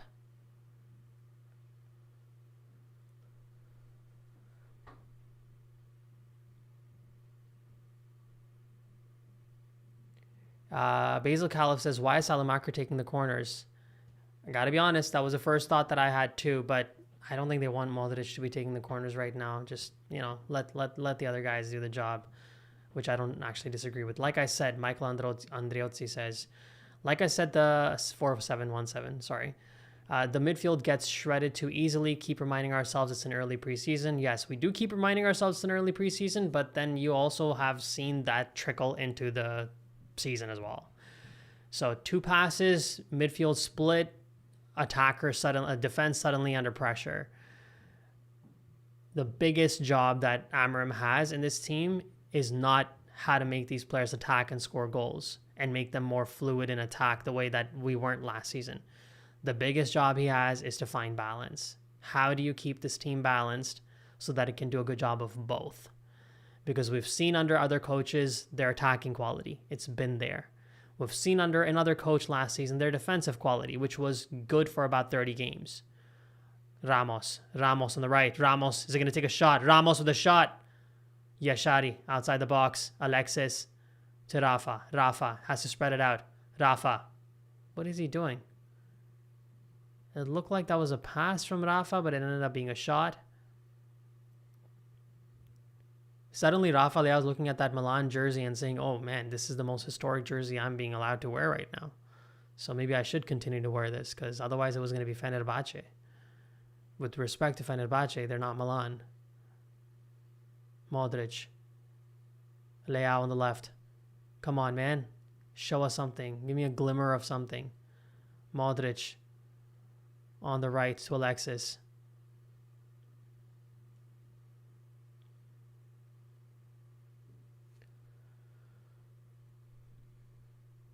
Can AC Milan equalize? Alvin Mushanigangin says. Well, sure. Yeah, there are about 20 minutes left. We'll see if they can, but they should. That's what the coach is supposed to show us. How do you rise away from these situations? But obviously, at this point in time, guys, it's not really the result that matters at all. It's about the style of play. Are they being able to adapt to what the coach wants them to do? This is a new coach, a new system completely for Milan, whereas Inter is playing the same thing that Kivu was making them play before. Rafa Leao, is he going to score a goal? Oh, Rafa should have gone for goal there. I understand his tendency to want to pass the ball, and it probably wasn't a bad decision there from Leao, but you got to score a goal to really shut everybody up, my friend. Shut me up too. I've been chatting a lot against you, and I'd love to get shut up. But that you got to take a strike there, man. Like, I don't know. There's just something about his need to always pass the ball, which is good. He's always said it, that he prefers to get assists and he prefers to score a goal. But sometimes you got to grab the game and say, hey, 1-0 down against Inter in Australia. I'm not going to let my team lose. I'm going to score the goal for them. After everything that has happened in the recent past and what I've been accused of and what I have said in public and all the criticism against me and all the chatter, let me just score a goal here in the derby in a friendly. But no, he still opts to pass the ball, which, again, wasn't a bad move. But the goalkeeper was just too close to cutting down that lane. Salamakers, go ball from Alexis. That was actually, this is a mandate that they've been given by the coach. You can kind of tell because last season we didn't see that many crosses coming in from Milan. Ramos with that ball for Rafa. Lovely ball from Ramos. But yeah, this is a mandate that the players have clearly been given to cross the ball in because everybody knows how dangerous Ramos is on with aerial balls. Alexis with a corner kick. Modric passes it back. Toriani all the way back. They're being told to cross the ball in for Ramos. It's preseason. Dr. Obi Snake says, it's preseason and new tactics. I'm not worried about it. If we lose this, I'd rather they just get minutes in under the new system. Exactly. That is exactly my point. Alan Rosanero says we need 2 wingbacks. I agree with you there. Dr. Snake says, I don't know anyone who rated Gabriel. Oh, absolutely people did, man. Back then, yes. And he actually played some decent games too. He was a backup to Donnarumma and he didn't look completely out of place, but I just think we haven't produced any high quality goalkeepers in a long time. Outside of Donnarumma, obviously. Ramos, Alexis with space. Ramos. See, ever since the real 8 have come on the pitch, which is Modric, Ramos, Alexis, Leao, obviously, this team is looking different than what they were looking like before they conceded the goal. Much more fluid in attack, much more to offer.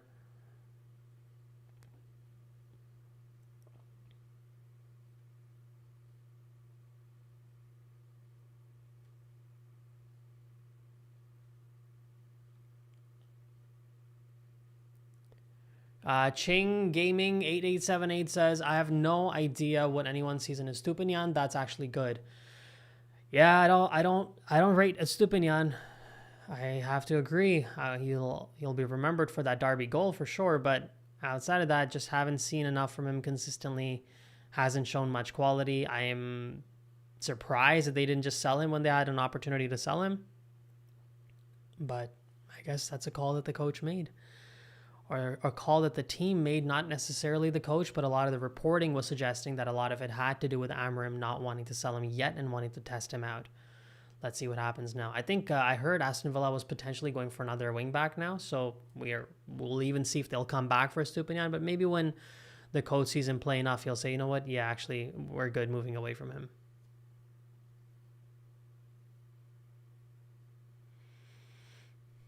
Garage 7 Odor says, overall, do you see an improvement or we are still same issues? Nah, too early to say, man. Or lady. It is the system that is being tested out properly. You can kind of see more glimpses of what Amorim does. You're seeing a little bit more of that from the team now for sure. In this game compared to the Celtic game, his style of play is being implemented better, I would say, in this game. But is it improved or not? That's tough to say. What I can say is that ever since the 8 substitutions happen or 9 substitutions happen where you have more of your players who would be playing in the first team are now on the pitch, they've looked much better, much more fluid in attack. Defensively, I want to see because Inter also has a 1-0 lead. So it's also a very good chance that the coach will tell them, okay, we got our lead. Now let's practice how we're going to defend. Let's imagine it's 90 minutes in and we're protecting a 1-0 lead in a Champions League semifinal game. How are we going to defend this? So they might mentally just kind of go into a system where they're not going to try and attack Milan and invite the pressure and force Milan to break them down. So that'll be interesting to see how that happens. But Milan has definitely looked better in attack and Inter are sitting back a bit more.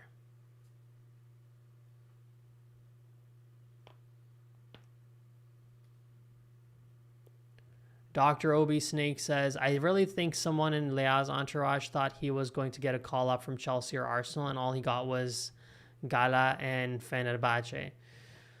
Yeah, I think so too. I think they thought that there was a much bigger market for him out there.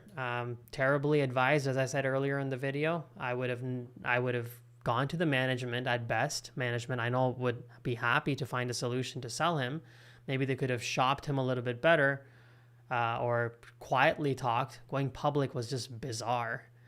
And you want to go public, you go public, but then you show a display in the World Cup that is just out of this world, and people would have absolutely starting ringing Milan's phone.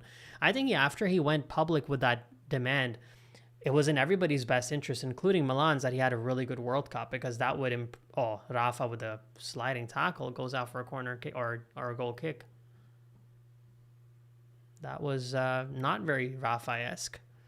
But a sliding tackle inside of Inter's own box, Leao tackles him.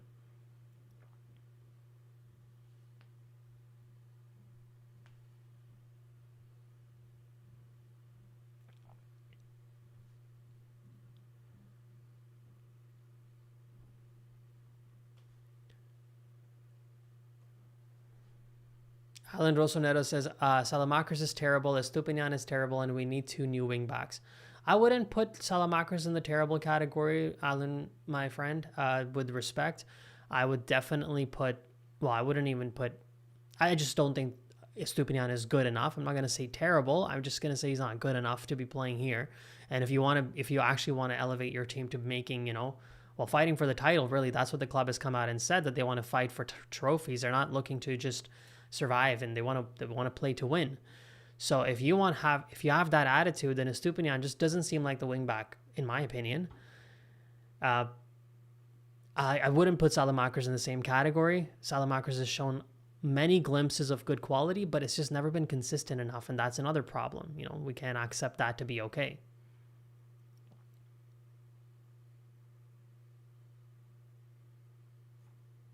But 2 new wing backs, I agree with you. If you really want to elevate your team to the level where you're trying to win the Scudetto, you're fighting to win the Scudetto, you're trying to perform well in the Champions League in the long run, obviously, you need high quality, 2 new high quality, 1 left wing back and a right wing back for sure. I don't think they're going to go for that this Mercato, at least not a right wing back. I have some doubts about that. Left wing back, I do believe they will, especially if Estupiñán leaves. I just wonder who that's going to be. Oh, come on. Who is that? Coney De Winter spills the ball right to Di Marco, or one of their players. Or maybe it was... Who is that? Hard to tell who these players are, because all these young players playing in the preseason game, I can't tell from their shirts or the way that they run. Rafa on the left flank. Rafa. Leao, do your thing. He doesn't. He's opting to go much more central when he has possession of the ball. He's not hugging the touchline and, pushing the ball out and making a run. He's opting to go central, and then he finds himself in a position where he has to give the ball to one of the midfielders, the central midfielders. Yashadi, cross the ball. Who's that?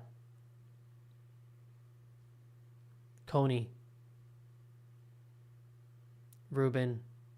No, sorry, not Ruben. Davide.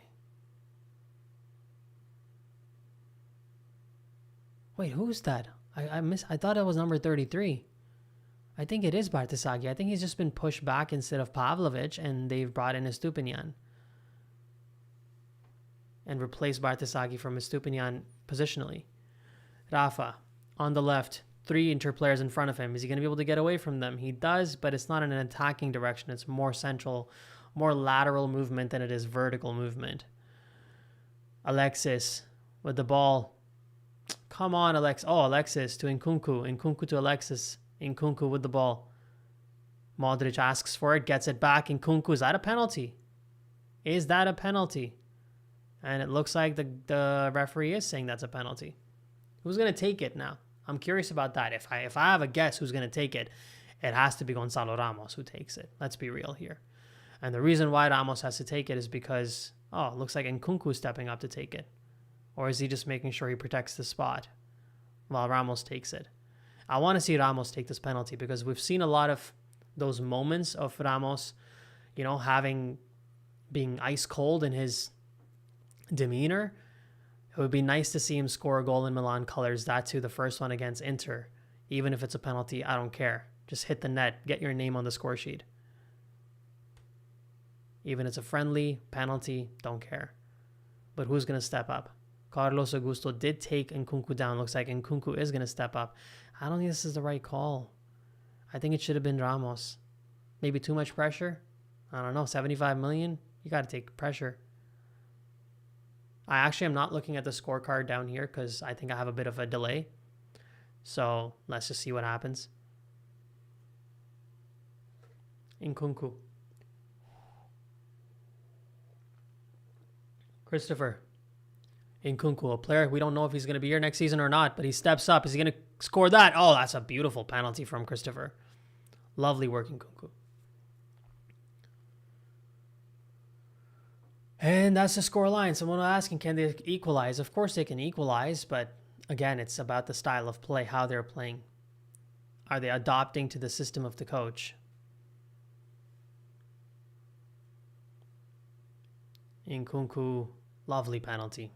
Ice cold. I love this, man. Nkunku's shown to have good quality with taking penalties. He took that penalty against Genoa in the 37th match of last season. He's taken a penalty here. I mean, obviously here it is what it is. It's more the quality of penalties that I'm enjoying watching. So I guess Christopher Nkunku is Milan's #1 choice for taking penalties when he's on the pitch.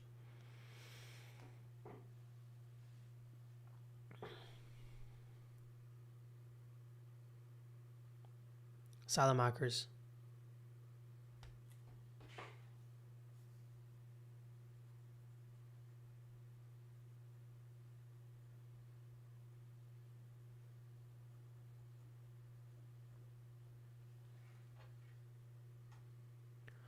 Terracciano to Nkunku. Terracciano.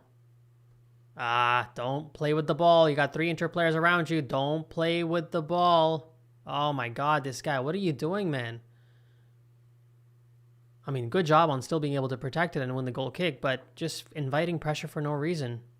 Use a teammate.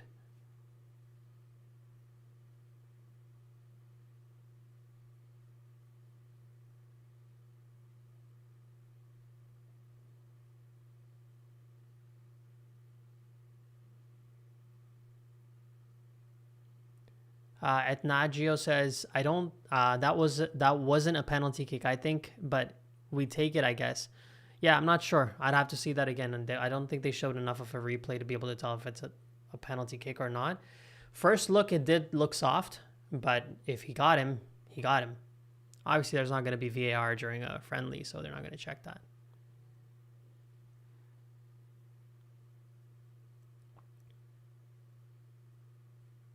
Yeah, exactly. It's soft, but it's by the rule, and that's what matters. Rafa.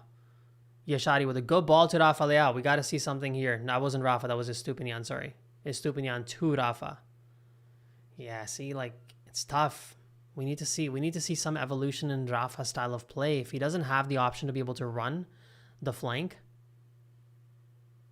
Oh, good work from Terracciano. But that kind of causes a problem now. Got the ball. Good work from Filippo.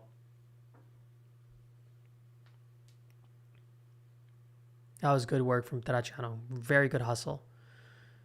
First of all, Rafa overhits the ball, so Terracciano had to run really hard to just keep the ball on the pitch.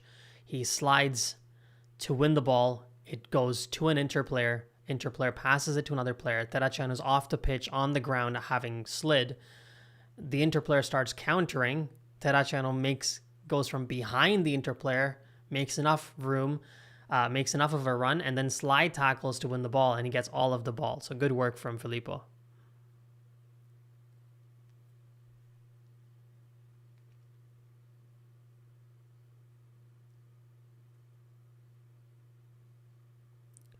Cronon Snub says, I thought we had 250 million budget. Is it true or false? Oh, again, they split up 2 passes and it split Milan's defense open. Inter. Terracciano with the block. Shot from outside the box. Oh, that could have been a goal. Oh, that's a corner kick. Çalhanoğlu with the shot from outside the box. How come he has got the buzz cut? Is he planning to do something with his hair? That was a good stop from Toriani. Let's see that. Çalhanoğlu outside the box. Oh, lovely work from Toriani. Excellent work. Someone was asking how's the output of fans attendance. Sorry, the moment I said it, they gave the attendance count 52,310. That's crazy. I was literally just talking about the fans. 88 minutes in, it's 1-1.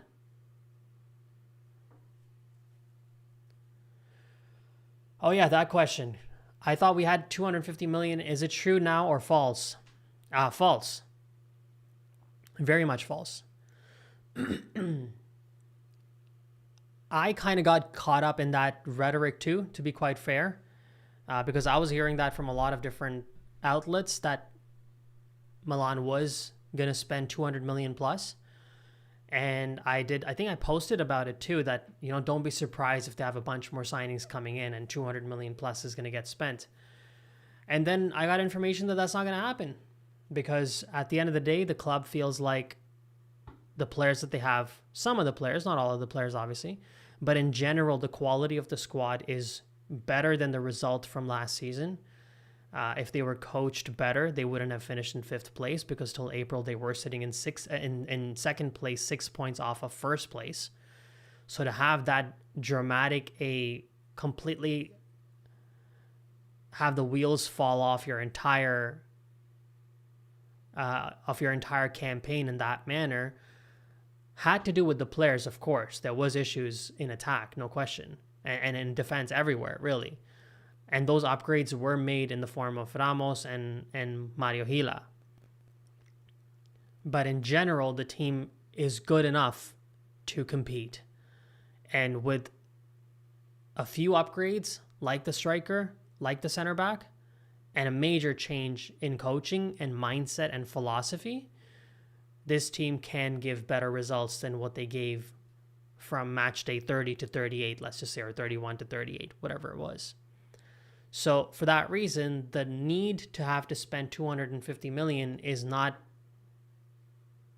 seen as being that desperate. It's more about utilizing the players in the right manner and coaching them with the right mindset. So I think more of an investment has been made, and not financial necessarily, but more of an investment has been made on the coach, and then obviously the financial investments of the striker and the center back. At the end of the day, like, you have to, obviously you can have question marks about the current output in the market over the last, let's say, 2 weeks. You can ask questions as to what's exactly going on. There's nothing happening. They haven't sold any of the players. They haven't offloaded anybody. They've lost out on some targets that they were interested in because, you weren't able to let go of players. So you can ask some questions, but you also have to keep in mind that this is also, they also did spend over 100 million on 2 players before the Mercato even opened, right? I believe Mario Hila and Gonzalo Ramos were both solidified before the transfer window even opened up. And that was how serious the club was about upgrading in those positions. But now they need some outgoings. They need some departures. Cross in from Çalhanoğlu. That was a good ball. Bisek almost got on the end of that. Rafa Leao, can he go on the counter? He needs to show something right now. This is a counter that Milan should be able to do something with. Rafa goes right to an Inter player. What are you doing? You had somebody right in front of you. Why are you even crossing that with your left foot into the midfield? Just stay wide. That might be a foul. It is. I just feel like Rafa should have done something better with that. Gets a yellow card to Stupinian. So yeah, for that reason, 250 million doesn't look like it. I mean, unless they sell a couple of players and they get another 100 million, they probably will spend those 100 million. I'm just saying, if they got if it's a specific role that they need to fill back in, and they got tens of millions or whatever, let's say 100 million, then they would probably reinvest that back into the transfer window. So your spend, I guess, not your net spend, but your total spend could crack 200 million. But I just don't know who's going to leave. Till now, it's been interesting to see, unless they have some ongoings behind the scenes where players are being negotiated for, that the media just doesn't know.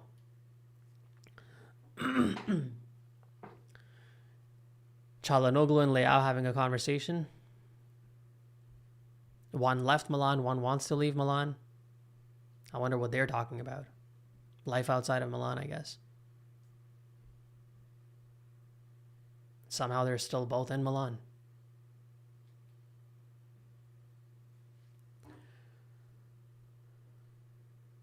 Biggest takeaway has been Toriani.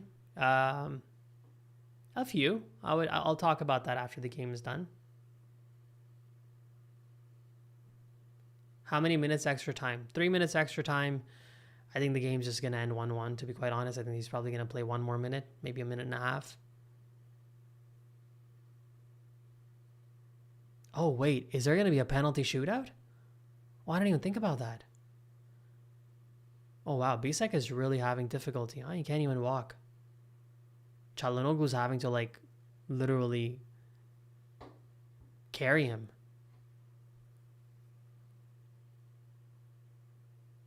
Yeah, they're asking for the stretcher. What happened there? I don't really get what happened there. Is it the whiplash and the back?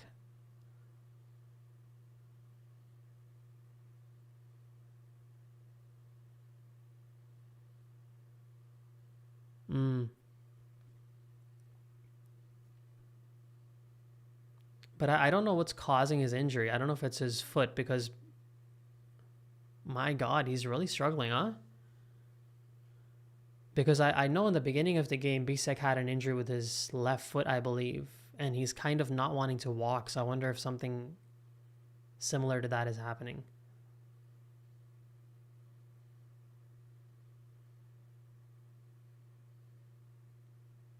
Inter in attack. Might be the last play of the game. Milan win the ball. That's full time.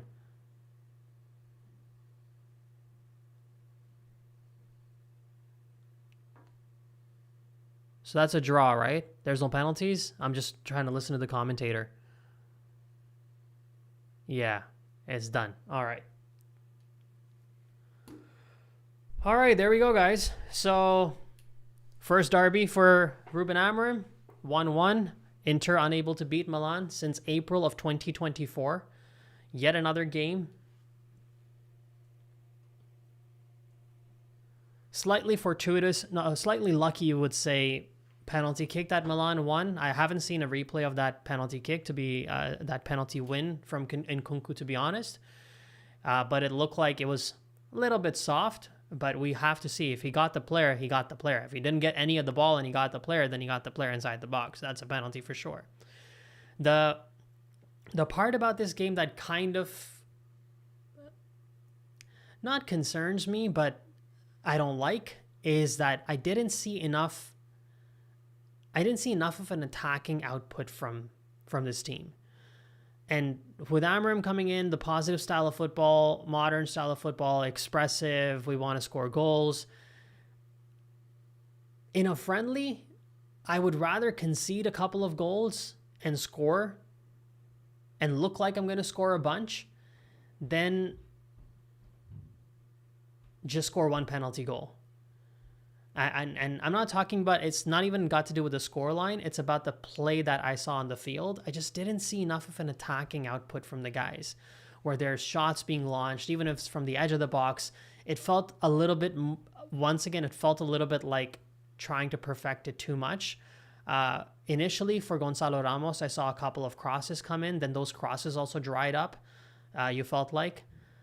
Salamakers crossed the ball in. Once Rafael crossed the ball in for him. And even that stopped. So that's I guess that's the part that kind of gets me here. But let's get back to this. I'll see if I can maybe pull up a rating for today's 11, and then I can cast that on the screen for you guys.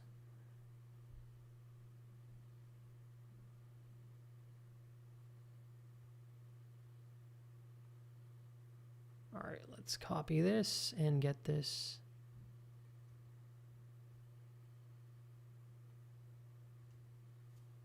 All right, here we go.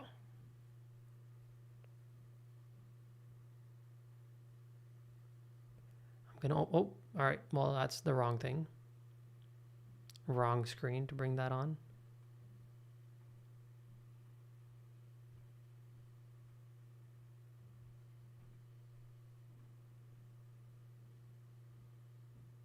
Let me just get it into the browsing tab here.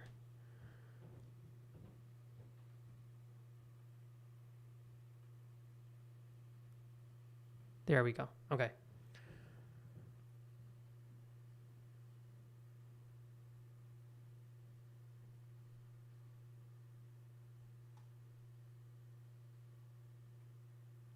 Right. So I guess somebody already said that the biggest takeaway from today's game for them was Toriani's performance. I guess you kind of have it right because Toriani is the one who has the highest rating here, at least. What I would say is, to me, Fikayo Tomori, especially during the first half, did not look very strong in defense. Part of the reason why I think Milan even conceded that goal was because both Gabbia and Tomori were just not checking their rear view mirror. They were just focused on the ball and the play that was happening in front of them rather than looking at what was happening behind them. And to me, that is by far the biggest issue here, is that, come on, man, why are you doing this? Let people see the score.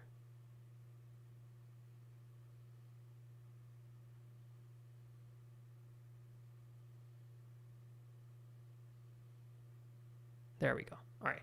Yeah, so I guess to me, that was probably one of the bigger problems, was that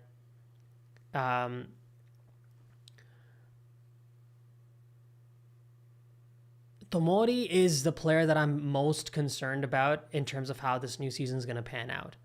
That's probably the one guy that I'm desperate to watch how Mario Hila is going to handle that role, because it's the first player that I would replace in Milan's backline, without question. And even today, as I said, on that goal from Di Marco, I think that was. Yeah, the ball was from Barella. I believe the goal was from Di Marco, if I'm getting that right. If both Gabbia and Tomori, but especially Tomori, had checked behind to see where that player was placed, he probably would have been able to close him down fairly easily. It was a very easy empty net almost tap in for Di Marco with the goalkeeper there, but couldn't do much.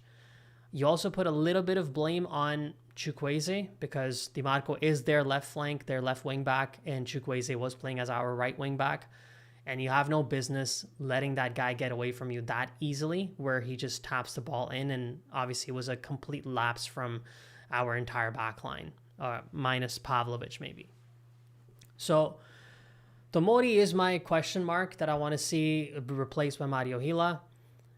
In terms of the midfield, in the first half, you got the sense that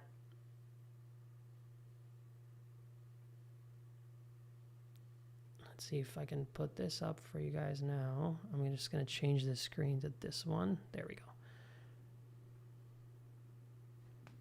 Pavlovic to me looked much better than last game. He had a pretty bad game, last time around, made the mistake that conceded the first goal. But today he looked a bit more solid.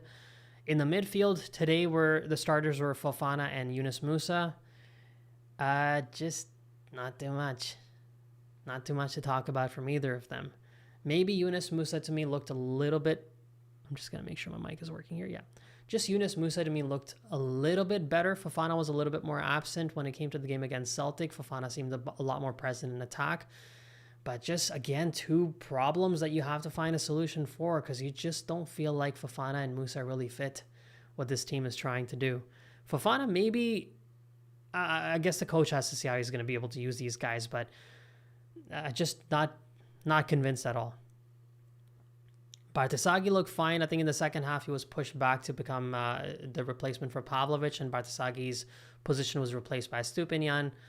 But then again, when Stupinian replaces Bartosagi, right? In the first half, you saw multiple crosses that came in from Bartosagi. How many crosses can you count that came in from Stupinian? None. None that I can remember. And that is my biggest thing here, is that because you guys may have noticed the moment that Gonzalo Ramos came on, there was a lot more crosses that came in for a little period of maybe about 10, 15 minutes from Milan. If that is your plan once the season starts, that you're going to launch a lot of crosses in for this player who has a tendency to get good headers in, is good aerially, then you're going to need left wing back like Bartasagi that can cross the ball in. So are we holding on to Stupinian as a potential backup to Bartasagi? I just would think that it's time to let him go very quick. We've seen enough of a sample size from him. Let him go to Aston Villa before they sign another wing back is what I'm hearing that they were looking at. And get somebody of better quality. I think that's an easy move that Milan should be making. Let Estupinian go and replace him with somebody else. But yeah, there was not enough crosses that came in once that happened. Chukwueze on the right flank today was also kind of weak, I got to be honest. What he did last game and what he did today was night and day. Last game, he was a live wire, and I think somebody already talked about this, right? The issue with Chukwueze can be, how good is he? How good is Chukwueze as a starter? That's a big difference. Because when he came on in the last game, Celtic did not make as many changes in the second half as Milan made. And there's just something about coming to a team that is 45 minutes tired and starting a fresh game against an Inter Milan. What kind of quality do you show starting in a game against Inter Milan? And what kind of quality do you show when you're coming on as a sub against Celtic? The point isn't Inter Celtic. That's not really the point. The point is about the tired legs. So is Chukwueze a more impactful player if he comes on as a sub when the opposition is tired? Because he's good in those 1v1 situations, right? He's a good dribbler. He was one of the best dribblers in all of La Liga. I think the stats at one point in time. The season before he joined Milan, he was the second best dribbler in La Liga after Vinicius Jr. when he was playing for Villarreal. So he is good in those 1v1 battles. But is it easier for him to survive those 1v1 battles when he's playing against a tired opposition compared to when he's playing as a starter? Played as a starter today, did not look as impactful as he looked as a sub in the last game. So it's going to be interesting to see how the coach even utilizes Chukwueze in these situations, because first of all, playing him as a right wing back already is interesting, but starting or subbing in, that's going to be the real game. Up top in attack, it was Cisse and Loftus-Cheek. Didn't really see much at all from Cisse, but Loftus-Cheek improved. He looked better compared to the previous game for sure. He was much more progressive this time around. He was more attacking. He had more of an intention this time around. So I thought Loftus-Cheek improved. And up front, it was Camarda, just didn't get enough service. I felt like Camarda really in today's game, to me, was barely even involved. The second half substitutions, we'll go through them quickly before I go through your comments, and then I'll put together the match review. Hopefully I'll be putting a match review. I'll think about it if I'm going to put together a match review or not, but I do have to catch a flight tomorrow. So I haven't even checked any of the stats, guys, right now. Let me just quickly run through the stats for... All right, so there's about 263 of you guys here, 13,000 people tuned in for today's live, 142 likes. When it's 240 people and 142 likes, I don't complain too much, but it would be nice if it goes over 200. I'd really appreciate it. But yeah, thank you so much for all thousands of you that tuned in today. But yeah, going back to the substitutes, right? So let's see this.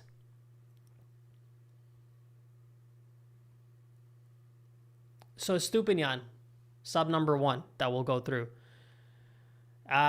Replaces Bartasagi, does not cross the ball enough, did not really look that impactful in attack. It's time for him to go. Simple as that for me. Christopher Nkunku looked better. I think he replaced Cisse. Obviously, he has better quality. His future at Milan is also a bit of a question mark to me, to be honest. But won the penalty kick, scored the penalty kick, scored a convincing penalty kick. He did the same thing in the 37th match day against Genoa last season. Stepped up in a decisive moment and scored a penalty. I mean, it didn't really work out to anything because we didn't make the Champions League, but still, Nkunku has shown some quality in at least being able to step up and take those penalty kicks, but he's here for a lot more than just that. Is he going to stay or not? I guess that's the question mark. You guys can tell me in the comments what you think.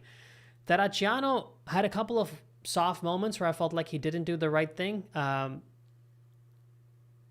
I think there was one moment where he invited too much pressure from Inter players. He just kept tracking back, going towards our own goal, and then he was swarmed by 3 Inter players. He got a little bit fortunate, tried to hit the ball, I guess he tried to bounce the ball off of the Inter player and went out for a goal kick. So that's fine. But there was one moment where he slid to keep the ball in play, slid in, tried to pass it to a Milan player, went to an Inter player, Inter started a counter-attack. The way that Terracciano then tracked back, he was off the pitch because he slid all the way off the pitch, got up, started running back, and won the ball again by another slide tackle. I saw some intent from Terracciano, but again, his future is also a big question mark for me. Coney de Winter, decent job. Inter didn't attack as much, I feel like, in the second half where Coney looked exposed, but he was okay. I can't remember any specific moments of the Winter that I would talk about. Valery Vladimirov. I'll be honest, guys, I just realized he played today. Alexis Salamakers. All right, Salamakers was... Salamakers is also another question mark, right? I was already talking to somebody about the wing back, left and right. We need higher quality wing backs for sure. But I probably would be starting with Salamakers if we don't sign anybody else on the right wing back role over a Chukwueze. I would keep Alexis for 60 minutes, bring Chukwueze on for about 40 minutes. That's kind of what I would probably think about doing. If he stays with this formation, well, he's going to stay with this formation for sure. But if he stays with this lineup in terms of players. Arden Yashadi looked good in attack in a couple of moments, but again, there wasn't enough time for everybody to be able to show too much of an impact. But Yashadi there was one cross that he made an attack to Rafa Leao that I liked, but yeah, again, not too much. Luka Modric, honestly, just happy he's here. I'm not going to break down his plays too much. He wasn't too involved, but just happy to see him back in Milan colors for another season. Gonzalo Ramos. That give and go with Rafa Leao, where Rafa probably should have struck, at least gotten a shot on target, not defer the ball to another attacker. It wasn't a bad move from Rafa, to be fair. It was a fairly good choice, but I think the goalkeeper was just able to read that too easily. I feel like goalkeepers also realize at some point, right? Like this player doesn't have a tendency to take too many shots on target or take too many shots. He has that. His mindset is more on the assist than the goal. He has a tendency, there's a deference trait of Rafa Leao where that's why he picks up assists. And the goalkeeper probably was able to read that, hey, there's an open player there. I'm not going to protect my near post. I'm actually going to position myself so I can cut down that passing lane. And he did that. He took a gamble and it worked out for the goalkeeper. But in that moment, it was Gonzalo Ramos who actually created that attacking opportunity for Rafa Leao. So an okay, performance from him. And then Rafa Leao should have scored there. At least should have hit the target, in my opinion. Or just taken a shot on target. Forget about hitting the target, not hitting the target. You got to shoot it from there. You're our number 10. You're in an attacking position where you're 1v1 against a goalkeeper. Yes, you have a player in a decent position, but if I'm you, if everything that has happened in the recent past, if what you had to go through last season not being completely played out of position, you want to show your quality and stamp your return, take a shot there, my friend. But yeah, that's pretty much it, guys. So that's kind of how the game worked out. I'll see your comments now. Somebody said, after going through the players, what would you think our strongest 11 looks like? Our strongest 11 right now, to me, based on the players that we have right now, Mike, Hila on the right, Gabia, although Gabia to me irritated me today, and even in the last game. 2 games in a row now, Gabia's positioning has been bad. On both the goals last game, I would put a little bit of blame on Gabia, definitely his positioning and his alertness.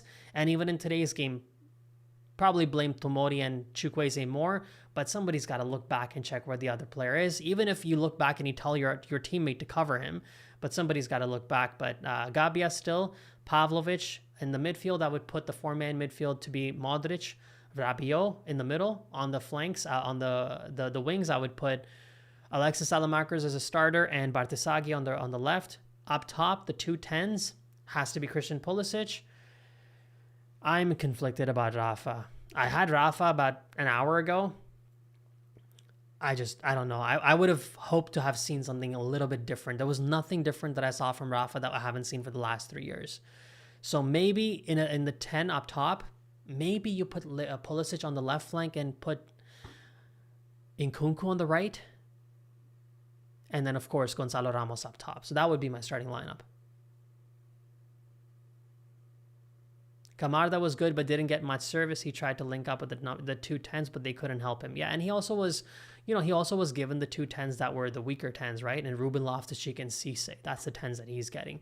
Compared to in the second half, Gonzalo Ramos is getting Rafa, Leao, and Nkunku. So I'm not going to put any blame on Camarda for today. Can Modric at this age have that physical grit like Bruno at United? did to play in that center midfield role that Amorim needs? Yes, he does. He absolutely does.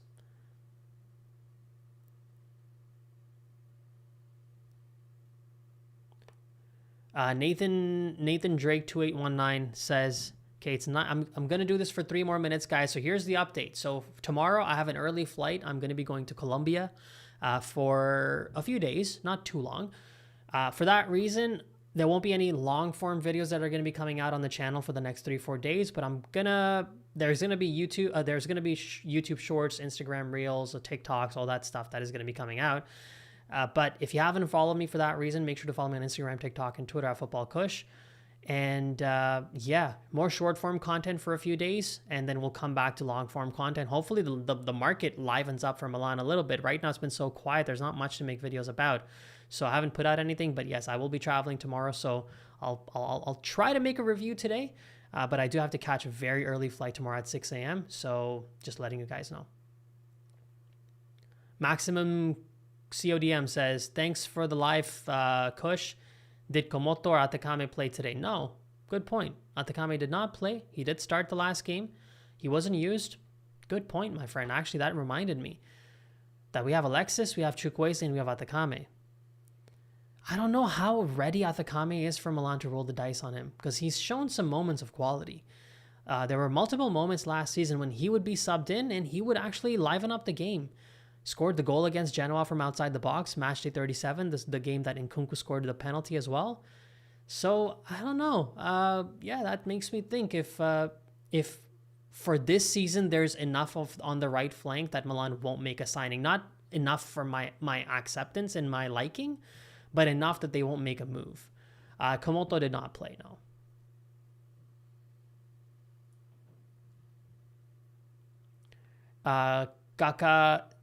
Kaka Paisaikid, I think that's what your name is. Estupiñán was known for his good crossing in Premier League, by the way. Well, then he's got to do the same thing here. Bartesagi's been the one putting the crosses in. Estupiñán isn't doing much of anything, really. The real Gennaro Blue says, Chukwueze cannot be a defender, should play an advanced 3 or bench. Yeah, that's kind of where I'm leaning too. I wouldn't play him if you're looking at a right wing back. Obviously, it's situational dependent, but I would probably start with I would have the same guys that I had last season. I would want a signing, of course, but if not, then I would play with Atakame and Salamakers. I wouldn't really look at Chukwueze on that role. It's interesting that the coach is trying to do that, but I'm not sure how much that guy can help in the defensive phase of the game, because the assistance that both Atakame and Salamakers, credit to them, offer defensively, Chukwueze just doesn't do that. So you're already playing an attacking style of football. You need to bring balance to your team. I'm not sure if Chukwueze on the right flank offers that.